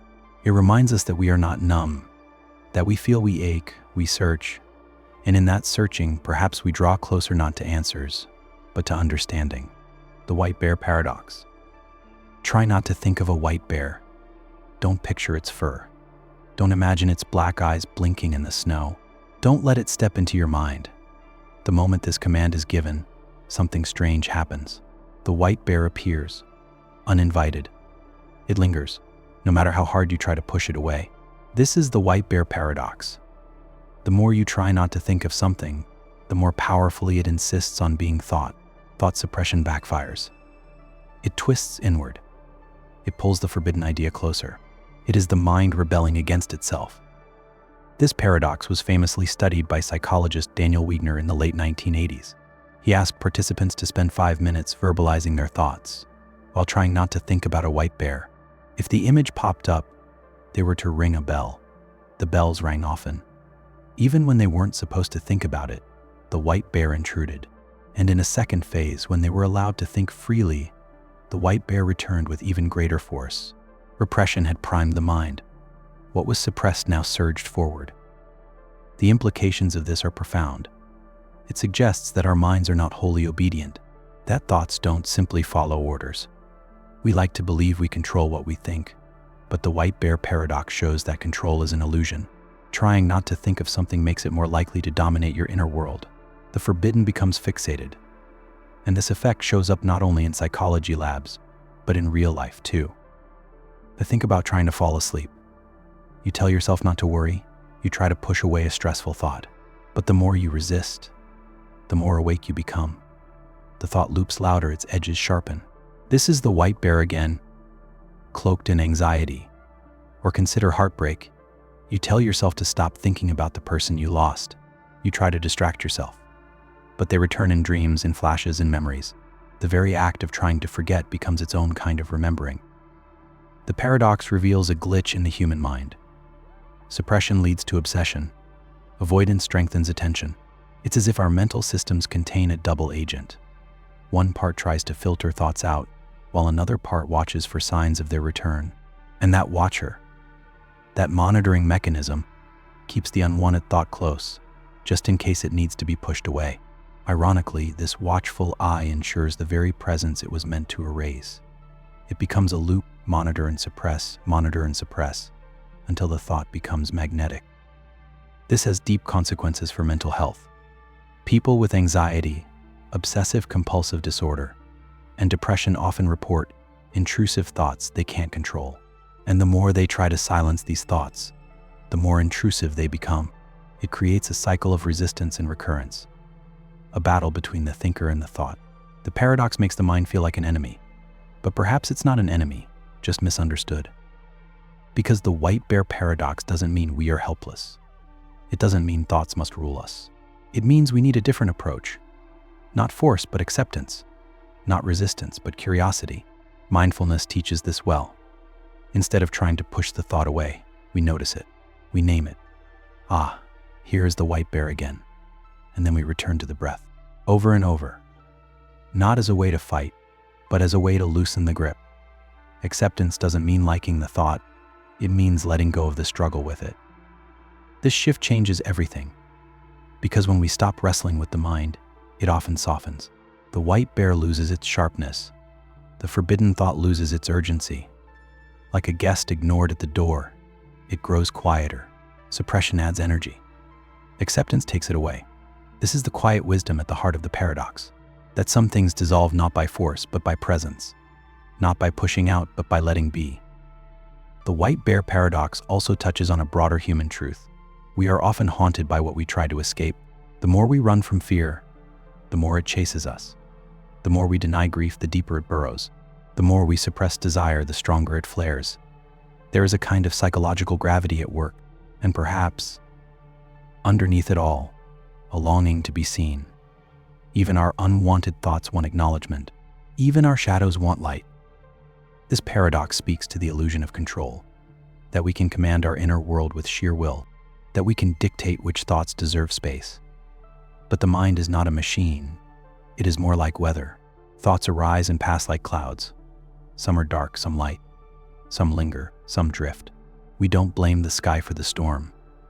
We don't control the clouds, but we can learn how to watch without panic, to observe without clinging. And in this watching, something shifts. The thought is no longer an enemy. It becomes just another visitor, passing through. The white bear stands for all the thoughts we fear, the ones we hide, deny, and push away. But perhaps, if we offer them a moment of compassion, they lose their edge. They become less dangerous, less sticky, more human. And in that softening, we find space again. The paradox also reveals how language shapes attention. When we say, "Don't think about X," we must first think about it to understand the command. The very structure of the instruction pulls the thought into awareness. This is not just a mental glitch, it's a linguistic trap, and it plays out in parenting, in politics, in personal relationships. When we say "don't panic," the word panic ignites. When we say "don't look," the eyes turn. When we say "let it go," the grip tightens. We are shaped by what we resist. But awareness changes this. When we know the pattern, we can step out of it. We can smile at the mind's strange habits. We can laugh gently when the white bear arrives again. We can learn to live with a little noise, a little mess, a little contradiction. Because peace doesn't come from silence, it comes from not needing silence to feel okay. The white bear paradox is not just about thoughts. It's about how we relate to discomfort, whether we tighten or loosen, whether we fight or befriend. And this has implications beyond psychology. It teaches us about discipline, desire, addiction, attention. It shows us that the path to freedom is not through control, but through understanding. In the end, the white bear is a teacher, not because it is comfortable, but because it is honest. It shows us how the mind works. It reveals our impulse to avoid, and it invites us gently, persistently, to try something else, to sit, to breathe, to let the thought come, and to watch it go. Paradox of fiction. Why do we cry at the death of a character who never lived? Why do our hearts race when we watch a horror film, even though we know it's not real? Why do we mourn for tragedies in novels, fear dragons in fantasy worlds, or feel joy for fictional lovers finding each other on a screen? These emotional responses to fiction are natural, widespread, and deeply human, but they give rise to a curious puzzle. The paradox of fiction. If the characters, events and worlds of fiction are not real, then how can we genuinely feel emotions toward them? The paradox arises from three seemingly reasonable ideas. First, we only experience genuine emotions toward things we believe to be real. Second, we know that fictional characters and stories are not real. And third, we undeniably do have emotional responses to fiction. These three claims can't all be true at once. So something must give. And in the space between them, the paradox begins to unfold, quietly questioning the way we feel, believe, and engage with imagined worlds. Philosophers and psychologists alike have struggled to untangle this paradox. If our minds truly separate fiction from reality, then why do our emotions fail to follow? If the sorrow we feel for a doomed character is genuine, doesn't that suggest that, at some level, our brains believe the character is real? Or is there something deeper at play? Something about the way our minds simulate, imagine, and empathize? One response to the paradox is that emotions toward fiction are not the same as emotions in real life. They are quasi-emotions, similar in form, but different in origin. When we cry during a film or feel suspense in a thriller, we're not experiencing real grief or fear, but a kind of echo, a safe simulation. Our minds play out the emotions without truly believing the situation to be real. It's like riding a roller coaster. We feel the thrill, but we know we're secure. Fiction allows us to explore emotions without the consequences of reality. But this explanation has limits, because sometimes the emotions feel incredibly real. A heartbreak in a novel can linger longer than one in life. A speech in a film can stir a sense of purpose we didn't know we had. Fiction can move us to tears, inspire us to change, or leave a scar that we carry for years. Are these feelings truly lesser? Or is something more mysterious going on? Another view holds that while we know fiction isn't real, we momentarily suspend disbelief. We allow ourselves to believe, for the sake of experience. We enter the story not with full credence, but with emotional openness. It's not that we forget the characters aren't real. It's that we treat them as if they were for a time. This partial belief allows empathy to bloom. And when the story ends, we return to ourselves, changed just slightly by the journey. This suspension, though, is fragile. It relies on trust in the story. If the illusion breaks, if a plot becomes too implausible or the acting too artificial, we snap back. The emotions vanish. We are reminded that it is only fiction, so perhaps our feelings depend not on literal belief, but on narrative immersion. We don't believe the story is real, we believe in it. We accept its emotional truth, even if we deny its factual reality. This gives fiction a unique place in our emotional landscape. It allows us to practice compassion without risk, to explore sorrow without devastation, to experience awe without danger. In stories, we travel across time and space. We witness the rise and fall of empires. We inhabit lives not our own. And through this process, our inner world expands. Fiction is not falsehood, it is a different kind of truth. A truth of possibility, a truth of what could be. There's also a neurological angle. Studies in neuroscience have shown that the brain doesn't always distinguish sharply between real experiences and vividly imagined ones. When we read or watch a story, the brain regions responsible for empathy, sensation, and emotion light up. In some ways, the body doesn't know the difference. If a character loses a loved one, our mirror neurons fire. We simulate the grief. We feel it, not because we believe the story is real, but because the emotions are real. So perhaps the paradox rests on a misunderstanding of belief and emotion. We don't need full belief to feel. We need connection, context, and imagination. The heart responds not to fact, but to meaning. And fiction, at its best, is a container of meaning. It shows us who we are, who we've been, and who we might become. Through invented people, we touch real feelings. Through false stories, we glimpse deeper truths. This is why stories matter. They shape us. They teach us how to be human. Even children know this. A child who weeps over a cartoon understands something profound, that emotion does not require reality. It requires resonance. And perhaps adults forget this too easily. We dismiss fiction as escapism, when in fact it is a mirror, one that reflects parts of ourselves too complex or delicate for everyday language. The paradox of fiction challenges our understanding of mind and emotion. It asks us to re-examine the boundaries between reality and imagination. It shows us that the heart is not bound by logic, that feelings can bloom even in imaginary soil, and that this blooming is not a weakness. It is a gift.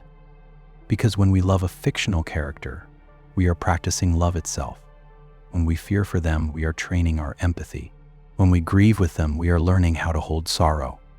Fiction becomes a rehearsal space for the soul, a place to feel without being overwhelmed, a place to understand without being destroyed. And perhaps this is what fiction offers that fact cannot. Not just knowledge, but wisdom. Not just entertainment, but transformation. The paradox reminds us that stories are not lies. They are invitations to enter another's world, to see through unfamiliar eyes, to let our inner life grow just a little wider, a little softer, a little more awake. In the end, the paradox of fiction is not a problem to be solved. It is a mystery to be honored, a doorway into the imagination's quiet power. It reminds us that what is not real can still be deeply true, that what never happened can still matter, and that in the silence between words, the unreal becomes unforgettable. Paradox of plenty, also known as the resource curse. It seems natural to believe that wealth brings prosperity, that having more of something valuable, oil, gold, diamonds, or gas, would lift a nation out of poverty and into stability. It sounds logical. More resources should mean more revenue, more growth, and more opportunity. But history tells a different story. Over and over, we find that countries rich in natural resources often suffer from deeper poverty, more corruption, and greater instability than those with few or none. This is the paradox of plenty, the haunting reality that abundance can become a curse. The paradox has played out across the globe, from oil-rich Nigeria to diamond-laden Congo, from Venezuela's vast reserves to Iraq's oil fields. Nations endowed with valuable resources often experience slower development, weaker institutions, and increased conflict. It is not that the wealth disappears. It is that the wealth distorts. It changes incentives, reshapes power, and corrodes the social fabric. The very thing that should uplift a people often tears them apart. At the heart of the paradox is a simple but unsettling idea: easy wealth breeds dependency. When a country relies heavily on natural resources, it often neglects other sectors like manufacturing, education, or agriculture. Economists call this Dutch disease, named after what happened to the Netherlands after it discovered gas in the 1960s. The newfound wealth caused the currency to appreciate, making other exports more expensive and less competitive. Jobs shifted, sectors shrank, and the economy became dangerously narrow, rich in one area, fragile in others. There's also the political side. Resource wealth often flows not to the people, but to the elite. It creates sudden surges of money controlled by a few hands that may not be eager to share. Corruption takes root. Leaders no longer need to tax the population, so they no longer need to be accountable. Revenue comes not from productive citizens, but from oil rigs and mines. The social contract erodes. Transparency fades. Power concentrates. And where power concentrates, resistance often follows. This leads to another shadow of the paradox: conflict. Natural resources become something to fight over. Rebel groups, militias, and foreign powers often vie for control of rich regions. The resource becomes not a tool for peace, but a prize in war. Blood is spilled over barrels and carrots. The wealth fuels the violence, and the violence, in turn, consumes the wealth. The cycle repeats. What was once seen as a gift becomes a source of endless grief. But the paradox is not just economic or political, it is psychological. Sudden abundance changes how people think. It creates a sense of entitlement, a dream of easy gain. Hard work is devalued. Long-term planning fades. The present expands. The future narrows. People begin to expect wealth without effort, stability without sacrifice. And when the resources run dry or prices collapse, the illusion shatters. The people are left with broken systems and a bitter taste. The curse has already done its work. There are countries that defy the paradox. Norway is one, rich in oil, yet disciplined in its management. It created a sovereign wealth fund, invested in the future, and protected its democratic institutions. Botswana, too, managed its diamond wealth with relative care. But these examples are rare. They required foresight, restraint, and strong institutions, qualities that are often hardest to maintain in the face of sudden riches. The paradox is not inevitable, but it is likely, unless carefully guarded against. This raises a deeper question. Why is it so hard to turn natural wealth into lasting prosperity? Part of the answer lies in human nature. Sudden gain often overwhelms the systems meant to manage it. We are not wired for moderation in the face of excess. Whether it is a lottery winner going bankrupt or a nation flooded with oil money, the outcome is often the same. Without preparation, without wisdom, abundance becomes distortion. It magnifies flaws. It accelerates decay. And perhaps, beneath it all, there is a philosophical truth. That prosperity does not come from what we have, but from what we build. Resources are not wealth. They are raw potential. True wealth comes from education, innovation, trust, and resilience. It comes from strong institutions, fair laws, and shared purpose. When those are missing, gold becomes ash. Oil becomes a poison. Diamonds become tears. The resource shines, but the people dim. The paradox of plenty teaches us to look deeper than surface wealth. It reminds us that growth is not just about extraction, but creation. That stability is not found in the ground, but in the soul of a society. That without justice, no amount of riches can sustain peace. And that the true curse is not the resource itself, but our unpreparedness to handle it. It is a quiet warning to every country, every community, and every person, that what we long for might not be what we need. That riches, when they come too quickly, can blind us. That ease, when unearned, can rot our foundations. And that sometimes less is more. Sometimes struggle builds strength. Sometimes scarcity teaches value. And sometimes what appears to be a blessing arrives already laced with danger. But it is not a hopeless paradox. It is a call to consciousness, a reminder to think beyond the immediate, to invest not only in the earth, but in each other, to turn wealth into opportunity, not power, to turn gains into growth, not greed, and to remember that true prosperity is not measured by what we dig up, but by what we leave behind. Jevons Paradox. In the mid-19th century, a British economist named William Stanley Jevons noticed something strange. Coal, the lifeblood of the Industrial Revolution, had become more efficient to use. New steam engines could extract more power from less fuel. This was supposed to be a good thing. Logic would suggest that as coal use became more efficient, the nation would need less of it. But something else happened instead. Coal consumption didn't go down, it went up. The more efficient the engines became, the more coal was burned overall. This strange and counterintuitive result became known as Jevons Paradox. The paradox is simple in form, but its implications are vast. It suggests that increases in the efficiency of using a resource can lead to an overall increase in consumption of that resource rather than a decrease. It feels like a betrayal of common sense. After all, shouldn't doing more with less save us from depletion? Shouldn't efficiency be the solution? But Jevons showed that efficiency, under certain conditions, can have the opposite effect. It can stimulate demand. It can encourage expansion. It can make the resource more attractive, more affordable, and more embedded in daily life. And as a result, we end up using more of it, not less. This paradox has echoed far beyond the age of coal. In modern times, we see it in energy use, transportation, agriculture, and computing. Take fuel-efficient cars. As vehicles become more efficient and cost less to operate per mile, people tend to drive more. They may live farther from work, take more road trips, or simply stop worrying about mileage. The car may consume less fuel per mile, but the miles driven increase. The result: total fuel consumption stays the same or even rises. It happens in lighting too. As LED technology made lighting cheaper and more efficient, people began installing more lights, leaving them on longer, and illuminating areas that were once left dark. The efficiency gains were real, but so was the increase in usage. The cheaper it becomes to use something, the more casually we use it. And the more casually we use it, the more of it we consume. Jevons Paradox reveals a deep truth about human behavior. Efficiency changes incentives. It changes how we think, how we plan, and how we act. It's not just about using fewer resources.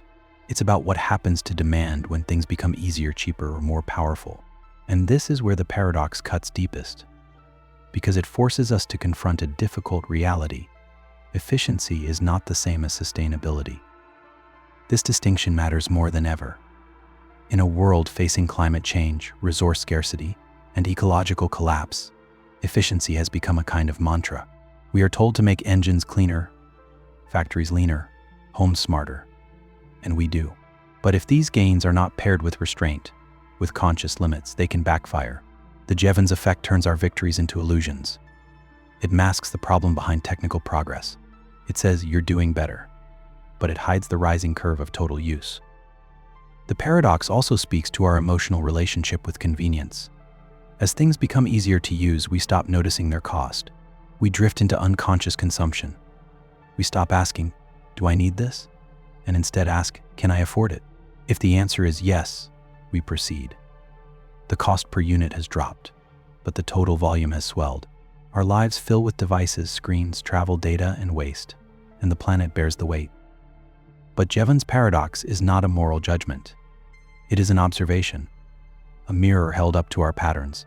And in that mirror, we see the complexity of progress. That every step forward carries shadow steps we do not always notice. That more is not always better. That solutions, if unexamined, can become problems in disguise. This paradox also touches on the illusion of control. We think that by making systems more efficient, we're steering the future. But unless we also steer behavior, steer desire, steer culture, we're just accelerating in the same direction. Like a car with better gas mileage driving twice as far. The problem is not the engine. The problem is where we choose to go. To address the Jevons Effect, some propose rebound policies, ways to counteract increased consumption after efficiency gains. These include taxes, usage caps, or behavioral nudges that prevent overuse. But these approaches often meet resistance. People don't like to feel constrained, especially after they've been told that progress means freedom, speed, and unlimited choice. The paradox exposes this tension between innovation and discipline, between what we can do and what we should do. At its core, Jevons Paradox is not just about economics or energy. It's about the limits of logic in the face of human psychology. We assume that if we solve a technical problem, the human side will fall into place. But the human side has its own inertia. We don't just respond to costs, we respond to feelings, to habits, to identity. Efficiency gives us the illusion of mastery, but it doesn't change the engine of want that drives us. And until that engine is examined, the paradox remains. It is not a hopeless story. There are ways to outmaneuver the paradox, but they require intentionality. It's not enough to build better tools. We must build better norms, better systems, better stories about what matters. We must pair efficiency with sufficiency, with values that prioritize long-term balance over short-term gain.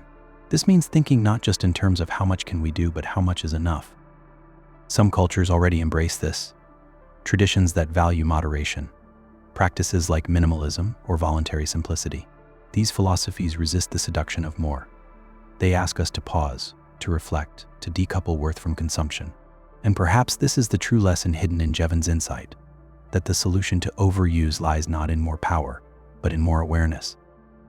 In a time when AI grows smarter, energy grows cleaner, and technology grows faster, the paradox still watches from the corner.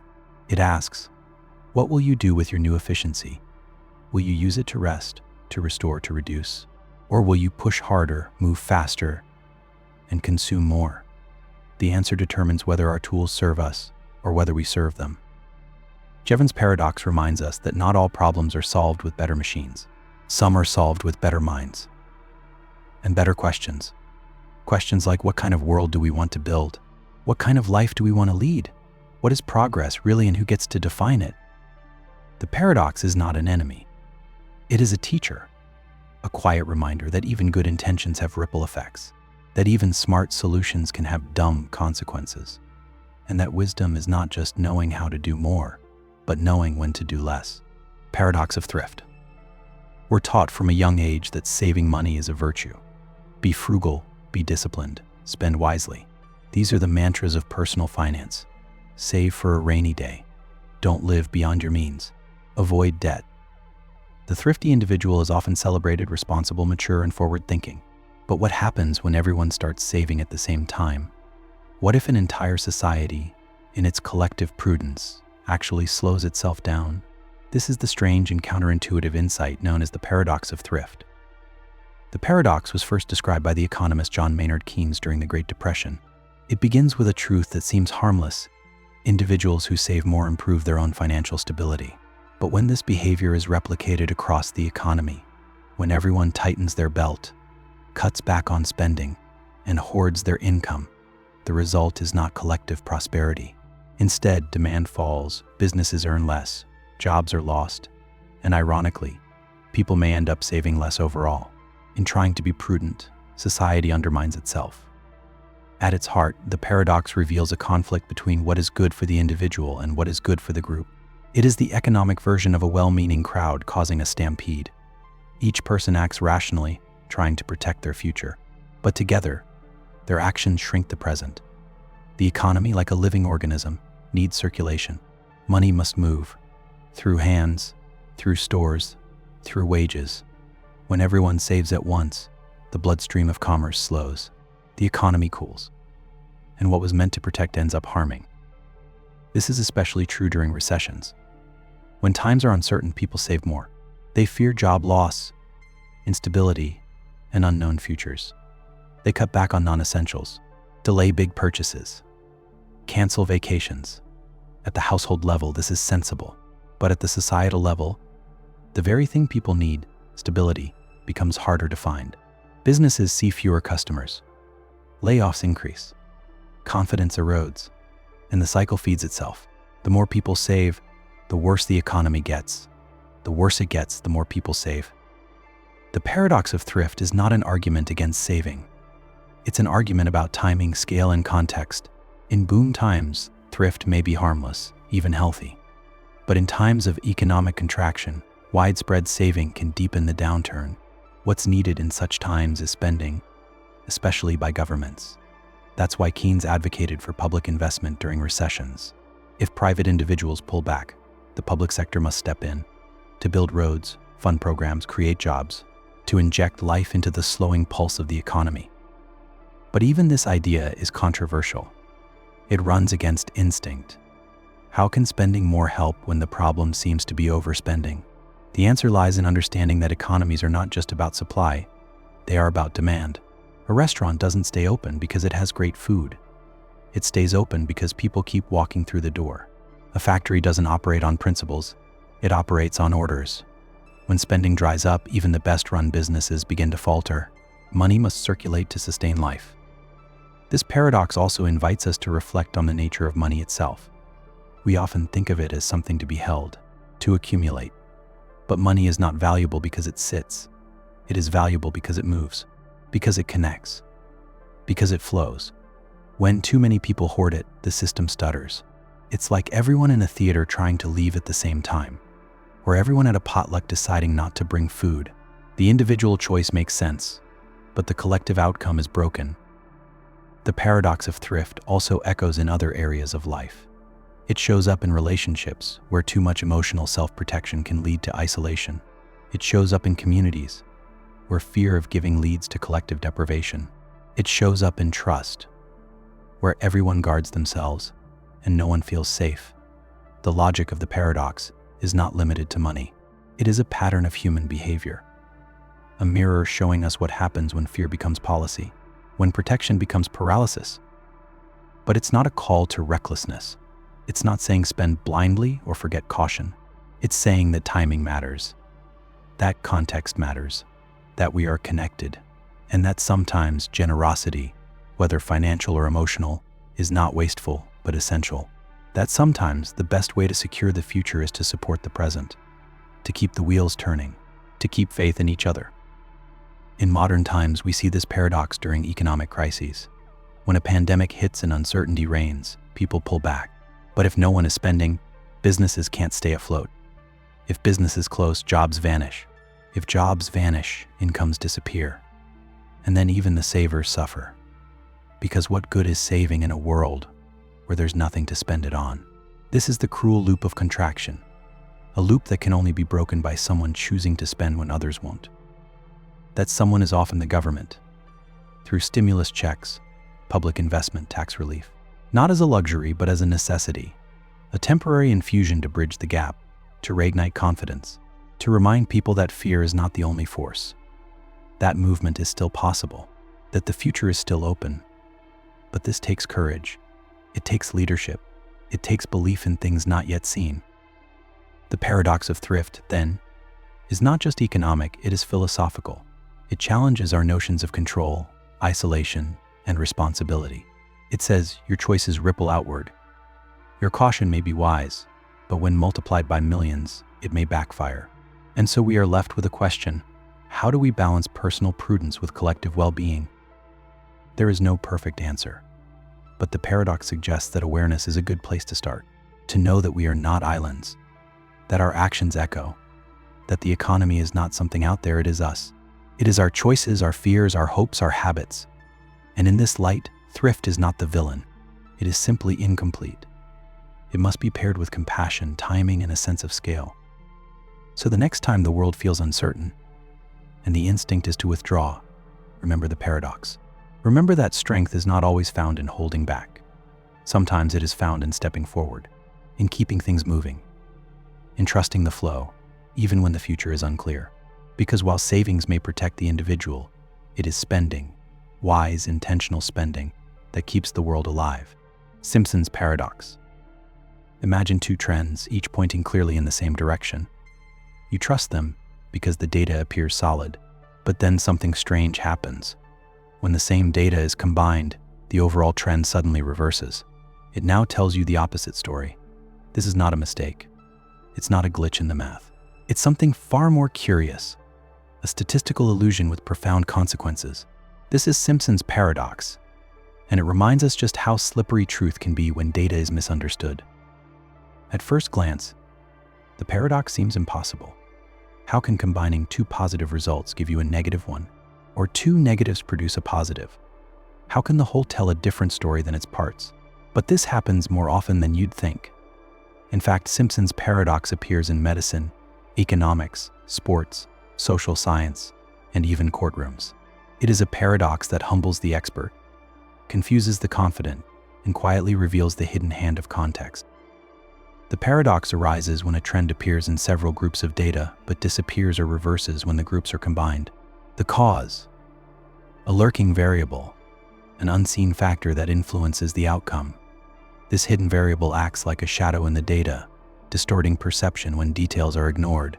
The trend you think you see isn't wrong, but it isn't the whole story either, and the full story lives in the way the data is grouped. One of the most famous examples of Simpson's paradox occurred at the University of California, Berkeley. In the 1970s, the school was accused of gender bias because the aggregate admissions data showed that men were accepted at a higher rate than women. But when the data was broken down by individual departments, it revealed something unexpected. Most departments actually admitted women at higher rates than men. The overall bias was an illusion. The paradox emerged because women had applied in larger numbers to more competitive departments with lower acceptance rates. The pattern reversed when context was restored. Simpson's paradox is not a trick, it's a warning. A reminder that numbers do not speak for themselves. They require interpretation. They require humility. When we ignore subgroup differences or overlook the role of confounding variables, we risk believing false narratives. We risk making decisions that are technically informed but fundamentally misguided. And in a world driven by data, that risk is everywhere. The paradox also shows up in medicine. Suppose two treatments are being compared for effectiveness. In both men and women, treatment A performs better than treatment B. But when the results are combined, suddenly treatment B appears more effective. How? Because more severe patients receive treatment A, skewing the overall outcome, without accounting for severity. The data tells the wrong story. In life or death situations, Simpson's paradox becomes more than academic, it becomes ethical. In sports, the paradox can even influence how we judge performance.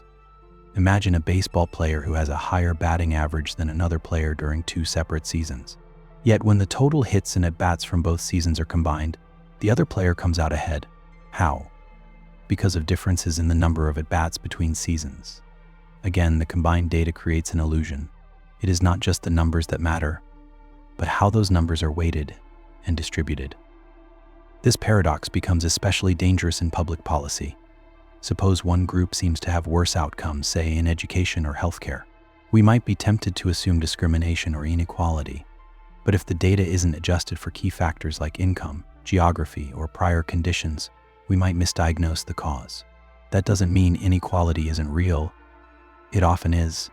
But Simpson's paradox reminds us that to understand inequality, we must also understand the layers beneath it. In legal cases, this paradox can alter judgments. A defendant might appear more likely to be guilty based on aggregated evidence. But once that evidence is broken into relevant subgroups, like different witnesses or time frames, the apparent trend can reverse. Innocence might be hidden in the very structure of the data. The stakes are high, and the consequences of misreading data are deeply human. What Simpson's paradox ultimately reveals is that data without context is dangerous. It teaches us not to rush to conclusions, even when the numbers feel convincing. The brain craves simplicity. It prefers clean narratives, clear charts, and bold trends. But real life is messier. Real truth is layered, and often, the truth only emerges when we pause, zoom in, and ask what might be missing. This paradox also speaks to a deeper psychological tendency, the desire to generalize. We like to believe that if something is true in part, it must be true in whole. Or if something appears broadly, it must reflect individual realities. Simpson's paradox breaks that illusion. It shows that reality can flip when we move from micro to macro, or back again. It is a call to hold multiple truths at once, to resist the comfort of a single conclusion. There is a quiet humility in this, a recognition that even the best models are simplifications, that wisdom lies not in certainty, but in careful questioning, that the job of a thinker is not just to compute, but to inquire. The paradox teaches patience. It urges us to look again, and then again, knowing that what we see may depend entirely on how we choose to look. This insight is especially important now, in a world flooded with data dashboards, metrics, and performance indicators. Numbers are persuasive. They carry the weight of authority. But as Simpson's paradox shows, they can also mislead, not through malice, but through misunderstanding. Not because they lie, but because they're incomplete. The paradox invites us to go deeper, to ask what is being measured, what's not being measured, and most importantly, what assumptions are we making? In the classroom, Simpson's paradox is used to teach critical thinking. But outside of academia, it becomes a lens for real-world discernment, a reminder to question headlines, to scrutinize statistics, to look beneath the surface. In a way, the paradox is a quiet advocate for nuance, for a world where things are not simply better or worse, right or wrong, higher or lower, but where everything depends on context, structure, and intent. So the next time you see a statistic, pause. Ask what groups are being combined. Ask what variables are left out. Ask if the trend holds at every level. Because what appears as progress may be regression in disguise. What looks like decline might mask improvement. Simpson's paradox doesn't remove truth. It deepens it. It asks us to be careful with conclusions, to see that every number carries a shadow, and sometimes that shadow tells a different story than the light. Ultimately, the paradox is not just a quirk of math, it's a lesson in perception, a mirror reflecting our tendency to rush, to assume, to simplify. And yet, within it lies a powerful gift, the invitation to slow down, to investigate, to think critically. It reminds us that wisdom is not found in the most obvious trend, but in the quiet details waiting to be noticed. Simpson's paradox reminds us that seeing clearly isn't about being right the first time. It's about being willing to look again and again, until truth, layered, complex, and whole, begins to emerge. Observer's paradox. We live in a world where observation is often equated with truth. We believe that to see something is to understand it, to measure it is to know it, and to record it is to capture it faithfully. But what if the very act of observing changes the thing observed? What if watching alters the behavior being watched? This is the quiet riddle known as the observer's paradox, and it challenges our deepest assumptions about reality, behavior, and knowledge itself. The observer's paradox was first introduced in sociolinguistics, the study of how people use language in real life. Researchers noticed something strange. When people were interviewed or recorded in formal settings, their speech patterns changed. They spoke more carefully, more formally, less like they did in casual, natural settings. The presence of the observer, the microphone, the camera, or simply the interviewer distorted the very behavior that was meant to be studied. The goal was to understand natural language, but observation made it unnatural. The paradox had revealed itself.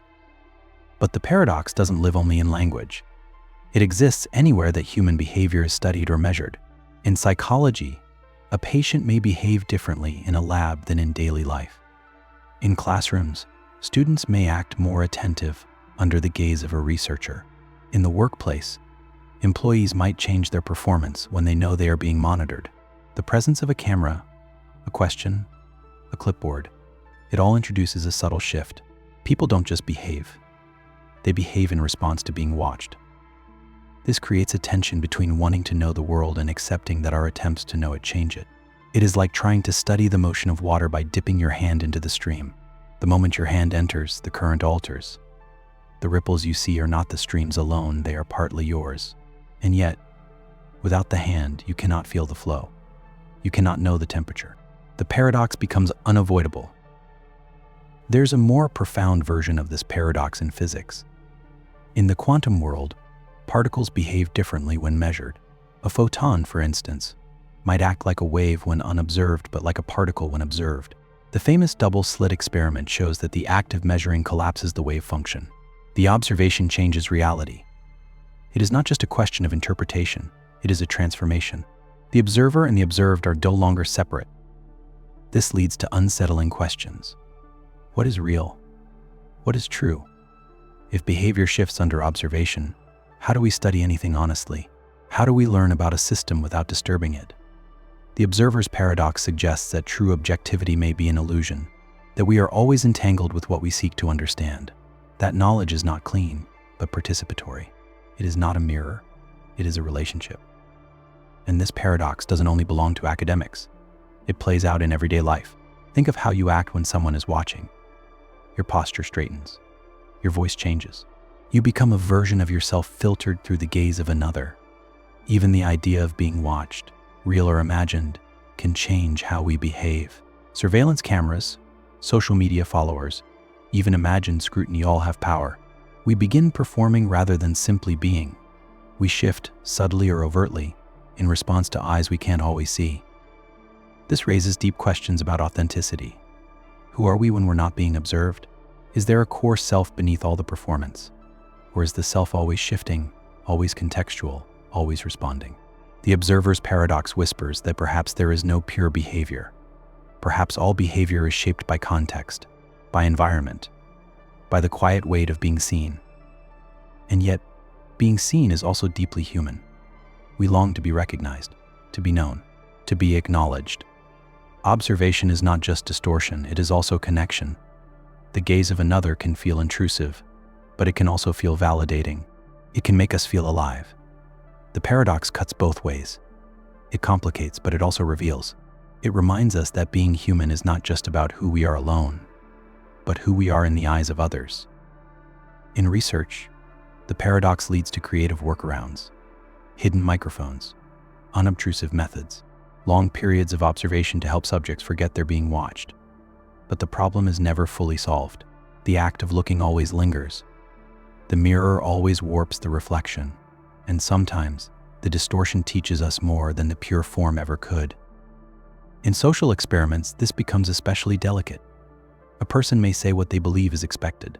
A subject may conform to perceived norms. The Hawthorne effect, where people improve their behavior simply because they know they're being studied, is a cousin to this paradox. It reminds us that we don't just observe reality. We also shape it with our expectations. This is not a flaw in science or society. It is a truth about complexity, that no measurement is truly neutral, that no study is free from influence. And yet, knowing this makes us better observers, more careful, more reflective. It invites us to be humble in our conclusions, to acknowledge that truth is not always fixed, but fluid. In relationships, the paradox becomes personal. We often behave differently around different people. A child acts one way around their parents, another around their friends. A leader may wear a different face in public than in private. This is not necessarily deception. It is adaptation. It is the natural fluidity of the self. And perhaps, rather than seeking a single true identity, we can accept that we are many selves, shaped by many lenses. The observer's paradox, then, is not a failure of truth. It is a deepening of truth. It shows that knowing is not passive, that observation is not a window but a touch. It teaches us that neutrality is elusive, but understanding can still be pursued with care, with patience, and with awareness of our own presence. It also invites a certain gentleness, a recognition that people may not reveal their full selves when watched, that we must look with compassion, not just scrutiny, that the most honest behaviors may be those we never fully capture. And perhaps that's okay. Perhaps mystery is part of meaning. In art, too, the paradox plays out. The presence of an audience changes the performance. The awareness of being read shapes how writers write. The painter knows the eye is coming. The photographer frames the shot for the viewer unseen. Creation is not isolated, it is interactive. The observer is always part of the art. So what can we do with this paradox? We can embrace it. We can stop trying to extract perfect truths and start understanding layered truths. We can recognize that our questions change the answers, that our presence changes the outcome. And in doing so, we step into a more nuanced kind of knowing, one that includes uncertainty, one that honors complexity. The observer's paradox does not mean we give up seeking truth. It means we seek it with humility, with the understanding that truth may shimmer and shift as we approach it, that the world we study is alive, responsive, and full of echoes, and that sometimes the clearest insights come not from removing ourselves, but from seeing how we are part of the story. Backfire Effect. We like to think of ourselves as rational creatures. We believe that when we encounter new evidence, especially strong, clear, factual evidence, we adjust our beliefs accordingly. We imagine that truth is persuasive, and that reason prevails in the end. But sometimes the opposite happens. Instead of softening, our beliefs harden. Instead of reconsidering, we double down. This strange phenomenon is called the Backfire Effect, and it reveals something deeply paradoxical about how the human mind processes truth. The Backfire Effect is what happens when corrective information doesn't lead people to change their minds, but causes them to cling more fiercely to their original views. The more you try to convince someone with facts, the more they resist. And not just emotionally, but cognitively. The new information is not only rejected, it actually reinforces the very misconception it was meant to correct. It's as if the act of correction becomes fuel for deeper entrenchment. This effect was first identified in political psychology, where researchers observed that individuals often responded to debunking with more passionate belief in the myth. If someone held a strong political opinion, and you showed them evidence that contradicted it, the belief didn't weaken, it intensified. This went beyond stubbornness. It was a defensive reflex, a psychological immune system activated by cognitive dissonance, the discomfort that arises when reality challenges identity. Because that's the heart of the Backfire Effect. Beliefs are not just thoughts, they're extensions of the self. They are tied to values, culture, memory, and identity. When a belief is threatened, we feel threatened, and so we don't engage with the information as neutral observers. We become defenders. Our minds begin searching, not for truth, but for protection. We cherry pick. We discredit sources. We build walls. Not around the belief, but around the self. And the more intelligent or informed someone is, the better they often are rationalizing their position. Cognitive sophistication doesn't make one more open. It can make one more skilled at defending existing views. Knowledge becomes a tool for argument rather than inquiry. And so two people can look at the same data and come away more convinced than ever that the other is wrong. The conversation becomes not about finding truth, but about defending territory. This effect shows up in all kinds of areas. In science denial, in conspiracy theories, in debates about health, climate, history, or ethics. It plays out in families, online forums, classrooms, and parliaments. And it isn't limited to any one group or ideology. Everyone is susceptible. Everyone has sacred beliefs, those ideas that, when challenged, trigger not reflection but recoil. The mind treats these ideas not as guests but as guardians. This is what makes the Backfire Effect so powerful and so dangerous. It creates echo chambers, bubbles, islands of certainty floating on oceans of confusion. People begin to select only the information that confirms what they already believe. Dissonant data is discarded. Agreement becomes a sign of truth, and soon even reality becomes negotiable. Facts lose their power. Debate becomes performance, and understanding gives way to polarization. Yet, Paradoxically, the backfire effect doesn't always occur. Recent studies suggest it may depend on how information is presented. If new facts are delivered with empathy, gentleness, and respect, the defensive walls may not rise. If a person doesn't feel attacked or shamed, they may feel safe enough to reconsider. The key isn't just the content, it's the emotional context. The truth must feel like an invitation, not an invasion. And this leads to a deeper insight, that truth and identity are intertwined, that beliefs are rarely changed by argument, but by experience, by relationships, by trust. Someone may hold a false belief for years until something personal happens, until someone they love is affected, until a story opens a window that a statistic never could. Change doesn't come through force. It comes through resonance. So what do we do in a world shaped by the backfire effect? How do we communicate in a way that leads to growth, not resistance? First, we slow down. We let go of the need to win. We listen not just to the words, but to the emotions beneath them. We ask questions, not to corner someone, but to understand them. We build bridges of curiosity rather than walls of certainty. And we recognize that change is a process, not a battle. The backfire effect also invites us to examine our own beliefs, to ask, what do I cling to, even when evidence says otherwise? Where do I resist correction? Which ideas feel so central to my identity that I fear letting them go? These are not easy questions, but they are essential ones, because we are all shaped by biases. And the moment we believe we are immune, we become most vulnerable. There is a quiet courage in admitting you might be wrong, in allowing truth to evolve, in holding your beliefs not with a clenched fist, but with an open hand. This is not weakness, it is wisdom. It is the wisdom to know that the mind, like the world, is in constant motion, that growth often begins with discomfort, that certainty is a comfort zone, but not always a place of clarity. So next time you feel resistance rising, pause. Notice it, breathe through it. Ask yourself, is this rejection about the facts or about what they mean to me? And when you find yourself trying to correct someone else, ask not just if you're right, but if you're kind, if you're making space for them to see rather than forcing them to look. The goal is not to defeat someone's mind, but to open it gently. The backfire effect doesn't mean truth is dead. It means truth must be accompanied by empathy, that facts must be delivered with care, that human minds are not machines but stories, and those stories must be honored, even as they are questioned. In this way, the paradox becomes a guide, not a wall, but a mirror. It shows us that change is possible, but only when trust is present. That reason is powerful, but only when the heart is heard.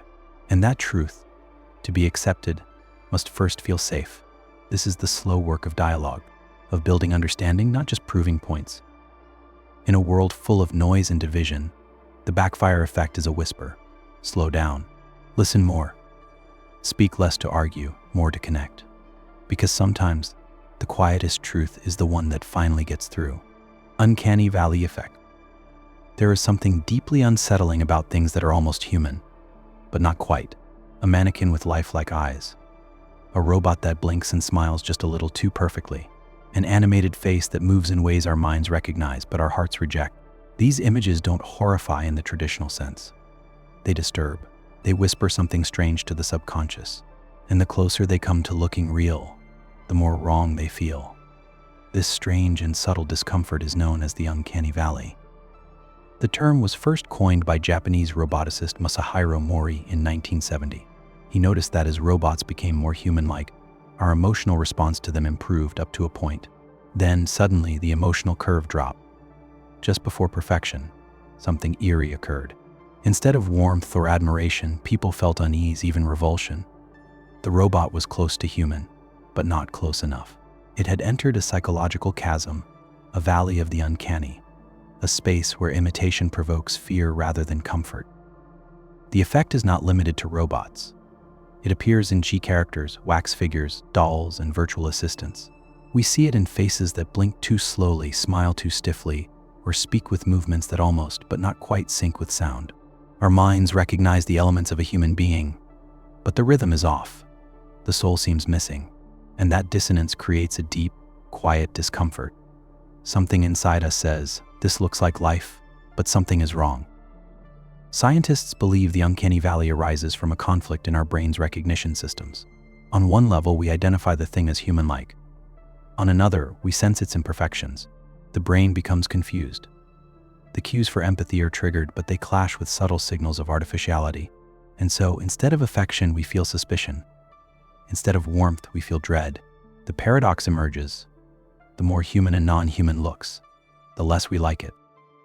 This response may be ancient. Evolution may have tuned us to be especially sensitive to faces and social cues. We are wired to detect tiny deviations in expression, tone, and gaze. This helps us navigate relationships, assess danger, and detect illness. A face that looks off may signal disease or deception. In this view, the uncanny valley is not just cultural, it is biological, a survival mechanism, a warning bell. But the paradox deepens when we consider our emotional expectations. The closer something looks to being human, the more we expect it to behave humanly. We project empathy, intention, and depth onto it. When it fails to meet those expectations, when it doesn't respond naturally or lacks consciousness, our disappointment is not small. It is profound. We feel tricked. The illusion collapses, and in that collapse, the uncanny feeling arises. Interestingly, when a robot is clearly mechanical, wires exposed, movements rigid, we don't feel this discomfort. We see it as a tool, a novelty. Our expectations are lower, but when it crosses into near-human territory, we demand more. We want it to pass the invisible test of emotional realism. If it fails even slightly, we recoil. The valley reappears. This has profound implications for technology and design. As we build machines that look and sound like us, we must navigate this psychological landscape. Designers walk a delicate line. Too artificial and the device feels cold. Too realistic and it becomes eerie. The safest approach, many believe, is stylization. Make the machine friendly, expressive, but clearly non-human. Think of Pixar characters or the face of Wall-E. Lovable, but not uncanny. Recognizable, but not threatening. But some developers aim to cross the valley, to create androids so lifelike that the discomfort vanishes. They believe that once realism becomes perfect, the valley ends, that the curve climbs back up, that a truly human-like machine, if indistinguishable from us, would finally be accepted. But this introduces an even deeper philosophical question. What happens when we can no longer tell the difference? The uncanny valley forces us to ask, what is it to be human? Is it the look, the movement, the voice, or something deeper? A sense of presence? Consciousness? Soul? We realize that what unnerves us isn't just the physical resemblance, it's the lack of internal life. The eyes that don't truly see, the lips that move without thought. We sense the absence of being, and that absence haunts us. In literature and film, the uncanny valley is often explored through androids, clones, or simulated humans. Characters like Hal from 2001, A Space Odyssey, or the replicants from Blade Runner, or Ava from Ex Machina evoke not just fascination, but discomfort. They are human enough to make us care, but not enough to trust. The tension lives in the gap between appearance and essence, between imitation and identity. Psychologically, this can mirror something deeper in ourselves. The uncanny doesn't just come from what we see in others. It also comes from what we fear in ourselves. A sense of disconnection, of performing rather than living, of wearing a face but feeling hollow inside. The uncanny becomes a metaphor for alienation, for the moments when we feel like strangers to our own reflection.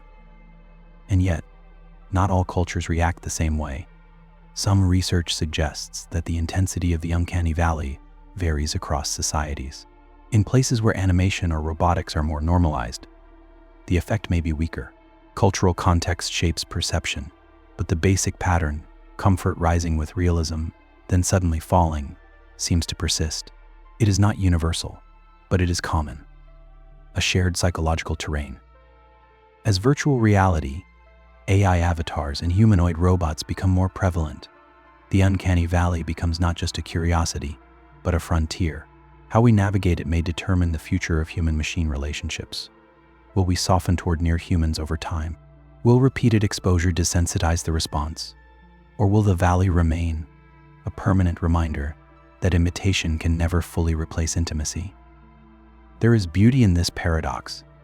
It reminds us that being human is not just about looking human. It is about subtlety, emotion, spontaneity, presence. The uncanny shows us what we truly value, not perfection, but authenticity, not polish, but aliveness. It tells us that connection cannot be manufactured. It must be felt, and that even the most perfect mimicry cannot replace the messy, unpredictable pulse of a living soul. The uncanny valley is not a flaw. It is a mirror. It reflects our deep desire for connection and our sensitivity to what feels false. It warns us not to confuse form with essence. It urges us to move carefully into the future, to create not just machines that look like us, but systems that honor what makes us human. And above all, it whispers that there is something sacred about the real, something that cannot be programmed or performed, something that lives between the lines, behind the eyes, within the silence. So the next time you feel that subtle chill, the moment a face on screen moves just a little too strangely, or a voice assistant seems just a bit too eager, pause. Notice the feeling. It is not fear. It is not anger. It is the quiet unease of the uncanny valley, a reminder that presence is not just how something looks, but whether it is truly there,